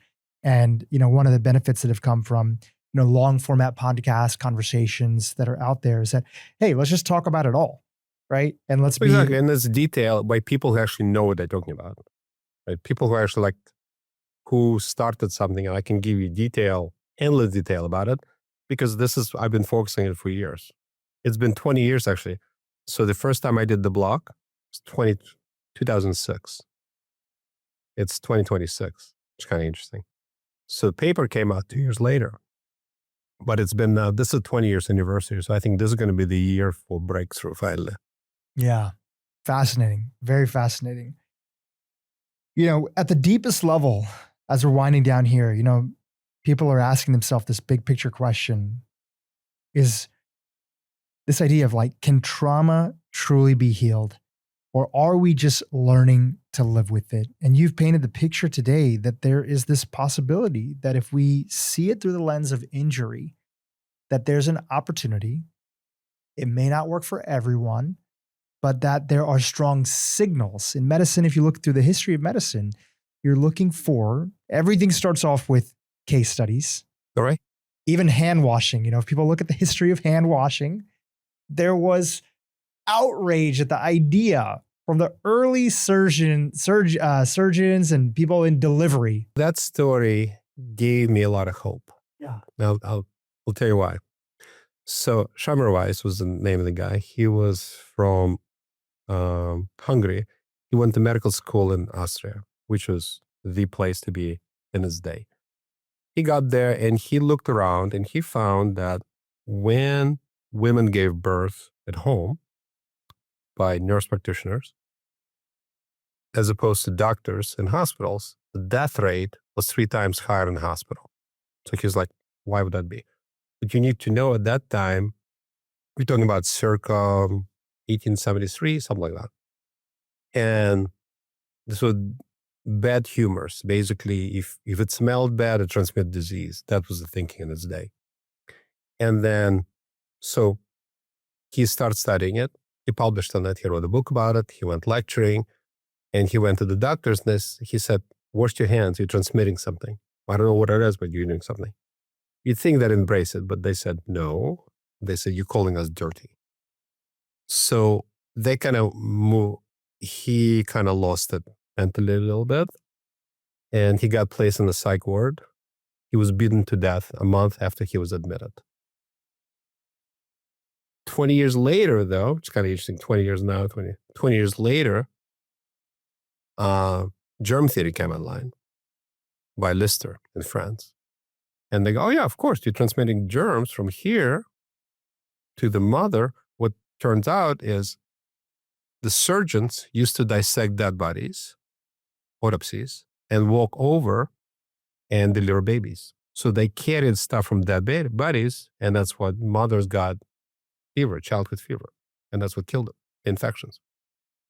So he was celebrated 20 years later as savior of babies. He was 20 years dead. And beaten. And he died. But I'm here still talking about it and still making a difference. So yay, I'm ahead. It's a great story. And there's different stories inside of the history of health, medicine. There's another really great story about the gentleman who had been sounding the alarm about trans fats for years. For years, we knew, and there was so much data that trans fats were deadly fats, and yet they were so ubiquitous through a sort of modern industrial processing. We wrote about a whole newsletter about this. The gentleman's name is Fred Kummerow. And fascinating story, sounding the alarm, and everybody during that time, doctors, researchers, other stuff, there's no way this can't be there. Yeah. Industry trying to suppress the idea, and he just didn't stop the fight. He just kept on. And then finally, in his lifetime, different than the story that you shared, there was started to be progress and recognition, no different than some of the campaigns around smoking, that, wow, trans fats are a unique fat that are very deadly, even at lower levels in the body.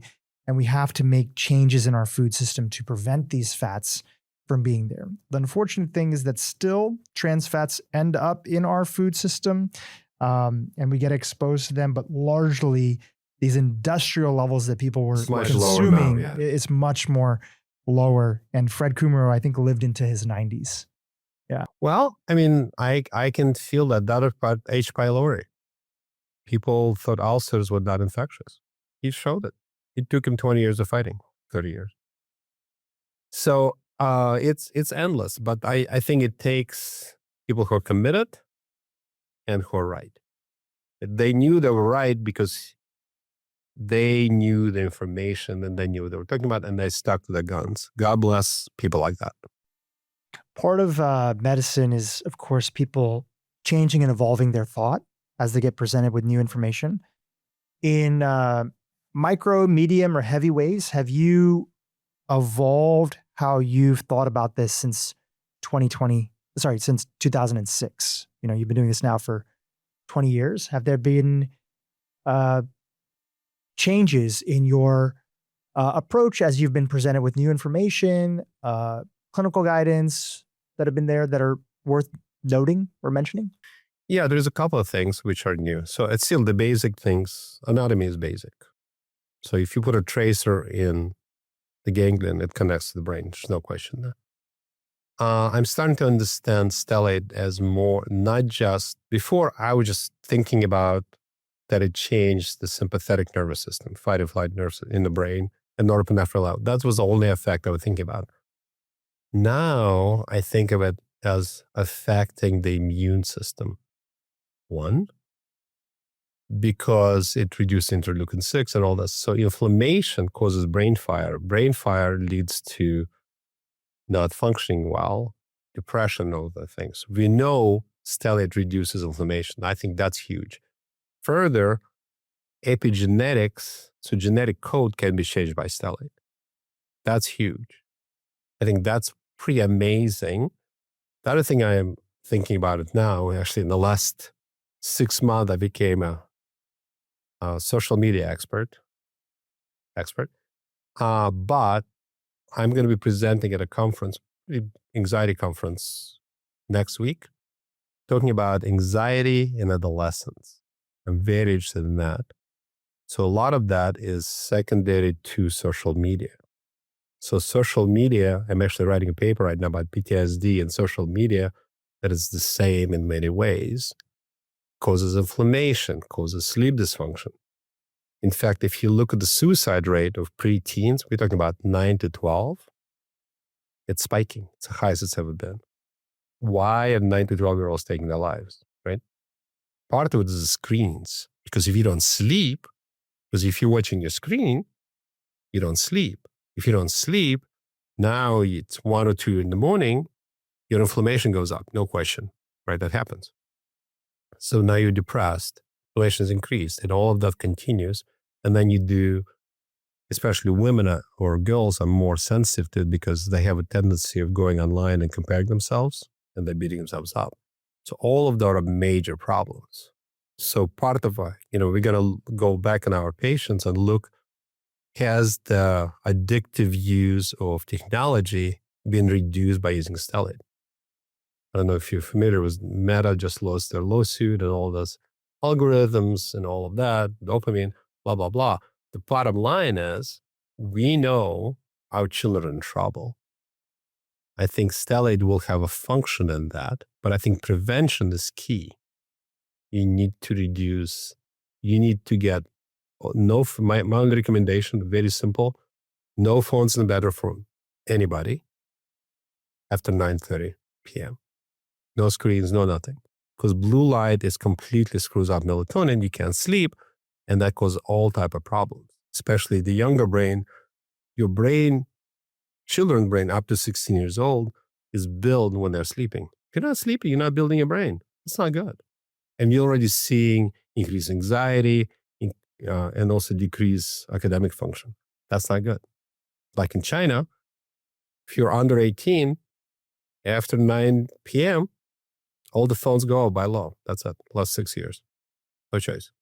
No debate. Crazy. Yeah. That may not work here in the United States in the land of the free. Something like that. But the problem is there, and a lot of parents are struggling with it. And they just, and kids know it's a problem. And they have this yearning for, life in the 90s before these phones. Well, the cool thing is kids are smarter than you think. So in fact, I was in the news about phone breaking. So turns out 10 to 20% of Gen Zs now got dumb phones. Yeah. It's like I have a website. It's dumb.smarter.com. That's yours? That's my website. Take a look. I think it's cute. It has my new book I'm working on. But what's important though is that they're realizing. So one of the questions the newscaster said, it's like, okay, why is a breaking going on? Are the kids under technology? No, they feel bad. They can't sleep. Remember, they don't sleep and they feel terrible and they can't function and they're cranky. Why is that happening? Because the dopamine drops, right? So if the dopamine goes up and down all the time, your body is out of control. And a lot of people are getting into bricking. Bricking. B-R-I, like brick. Yep. Brick. Yeah. Bricking. Bricking. Is like making a device a brick. Yeah. So there are a lot of software. In fact, I'm working on a software package for me. Young children. So we're talking about 1 to 2 years old, right? And the mothers. It's a special bond, special time, dopamine, oxytocin, people, loving. So there is a term that was introduced in 2018.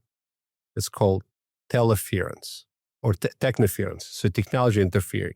So there was a study done years ago. So if the child is looking at the mother turns her head, they get anxious. Why? What's going on? You should be focused on me. Well, because you're ignoring me. I'm going to die. I'm going to starve, right? This is 1 year old we're talking about. What they've been studied with phones because women are doing this.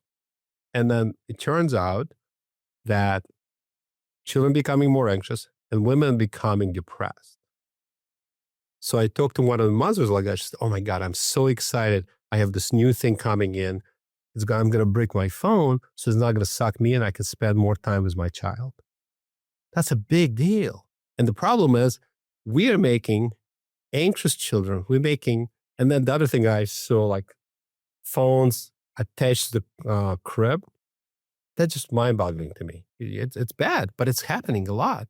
So the point is, thank God Gen Z was the first generation immersed with smartphones from the beginning, and alpha generation right now, they start to wake up. There is a huge market for dumb phones and bricking. Yeah. I think there's literally like a company called Brick that they, Correct. put this magnet device. It's a physical device. And you have to like put it connect on it. Right. It has its issues. That's why mine is going to be so much better. You know it. But Bricking. But yeah, it's called bricking. Oh my God. But the mere fact, that was the question, it's like, why are the children getting away from the phones? Because they feel bad. And the parents should be parents in a sense that you can exercise parental control. You can set it so people can have access to their phones, well, let's say 1 hour a day. You don't need to play all those video games. You don't do all of that. But the key point is no phones in the bedroom, definitely. And, average number of hours that kids play is 7 to 9 hours per day. It's horrible. On the phone. On the phone. Yeah. The reason I got into it at all, my son was very avid user of video games, phones. A year ago, he said, I just want to do, I'm done with this. I'm just going to do Legos. Let's get some Legos and I'm going to, you see his room. Big ass ships in his room. Because he knew, smart enough to know this was bad for him. And he switched from that. And now he's getting old consoles, black and white, because it doesn't suck in like that. Every Tuesday now he's doing board games, no screens. Before I told, don't do it. Oh, but you're an old man. You don't understand. This is what it's at. This is what it says. It's like, no, it's not. I love that. That's my arrows. And it means that the next generation are being self-aware enough to get that. Yeah. And we have to support them with the right information and yes, and families. Yes. Yeah. Yes. And go in nature and walk. The point is, so, after like you autonomic nervous system gets controlled or better, that's what you should be doing, right? Not get involved back and suck in the game, but nature, get some sleep, all of that. I want to give you an opportunity before we mention again where people can find your book and also the clinics and information about that. I want to give an opportunity for you to leave our audience with a final message. There's this quote from the book that I'll share. It's your own writing. Trauma is not a life sentence. It's an injury and it can heal. What are some final words you want to leave our audience with? Well, considering my perspective on suicide, which I think we've covered, if you're suffering from trauma, symptoms, but to me, I don't know that, it's not a global term. If you're having symptoms like you can't sleep, you're very anxious, if you're feeling of doom, know it's a physiologic change in your mind. It is possible to treat it. It is important to know that it's treatable. You can get out of this trauma hell, I call it. If you don't have hope, that's who takes our lives. You need to have hope that it's possible to do. If it hasn't happened yet, something hasn't worked, look somewhere else. Don't keep doing the same thing, expect different results. It's not going to work. If whatever you're doing is not working in 3 months, stop, want something else. If you've had 20 years of psychiatric medications and all type of things, you're still in trouble, try something different. I'm not saying stellate. It could be other things. It could be KMS. It could be ketamine. It could be psychedelic, ibogaine. There's a lot of choices that are coming online, which is not conventional. But the most important thing is, if you don't have hope, you're not going to pursue it. You're not going to get treated. An important message. Don't give up. Keep on looking. Keep on digging. And the right choices. They're real choices. It's not just hypothetical. It's not taking this antidepressant, now you can take a... No, we're talking about a completely different approach. Psilocybin.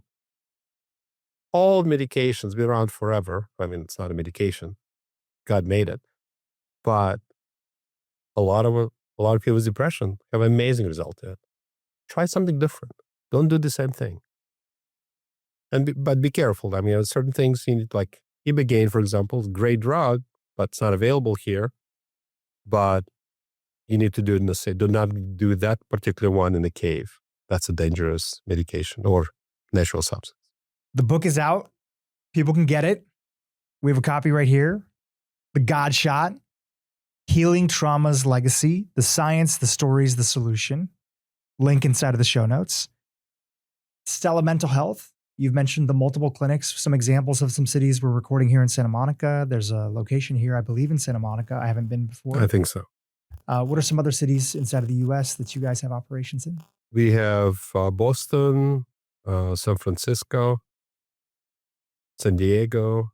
I don't remember. Yeah, they can find it on the website. Yeah, if you put in a search for StellateMentalHealth.com, I think that pops up. Eugene, thank you so much for this wide-ranging conversation. It's a pleasure. On your story, your vision for mental health, which is connected to physical health and physical injury in the body, your vision for providing patients with hope, the inspiring stories that you've shared, the funny stories you've shared, the heartwarming stories you've shared, opening up about your own family's journey in this process of navigating trauma, and most importantly, how this shot, which sounds very scary when you first initially hear about it, and something that a lot of people wouldn't think that they want to actually explore, this shot in the neck actually could be something that could help them get to the root issue of why trauma exists in the first place. I appreciate it. Thanks for spreading the word. Simple. I mean, I'm not saying your podcast is simple or anything like that. I think the more people get more information, I truly believe it saves lives. And for a clinician to come up with my little cubbyhole and seeing all this grow, it's just an amazing journey. Yeah. Well, I'm excited to have it in my toolbox of options that I could present to family members. I have many family members that are physicians or people that are asking for, hey, what's available that's out there for people who are really struggling with trauma, suicidal. You mentioned even potential with, I've had multiple people in my life who unfortunately past coworkers who have dealt with, schizophrenic episodes that they're navigating. I'm excited to have this as one of the tools in the toolbox. I haven't had anybody that I am personally connected to go through this because I've only been familiar with their work over the last couple of months, but I've gotten a chance to talk to people that you and your team have treated, and it literally gave them back their life. And so I call the gut shot. One other site I want to give you, it's drueugenelipov.com. That has, if you go to publications, everything I've talked about and more is under publications and presentations. So when people want to read the journals, the papers, they're there. Yeah, and we'll have every paper you've mentioned here. Our team will link the show notes and put the paper in the in the video if you're watching on Spotify or YouTube. But yes, we'll also link to that website as well. Thank you. Eugene, thank you so much. Thank you so much. YouTube, if you enjoyed what you just saw, keep watching for more great content on how to improve your brain and your life. Are we moving? Are we exercising? Are we doing anything with our bodies besides sitting at the desk and looking at the computer screen? There's a very simple principle. It's called use it or lose it.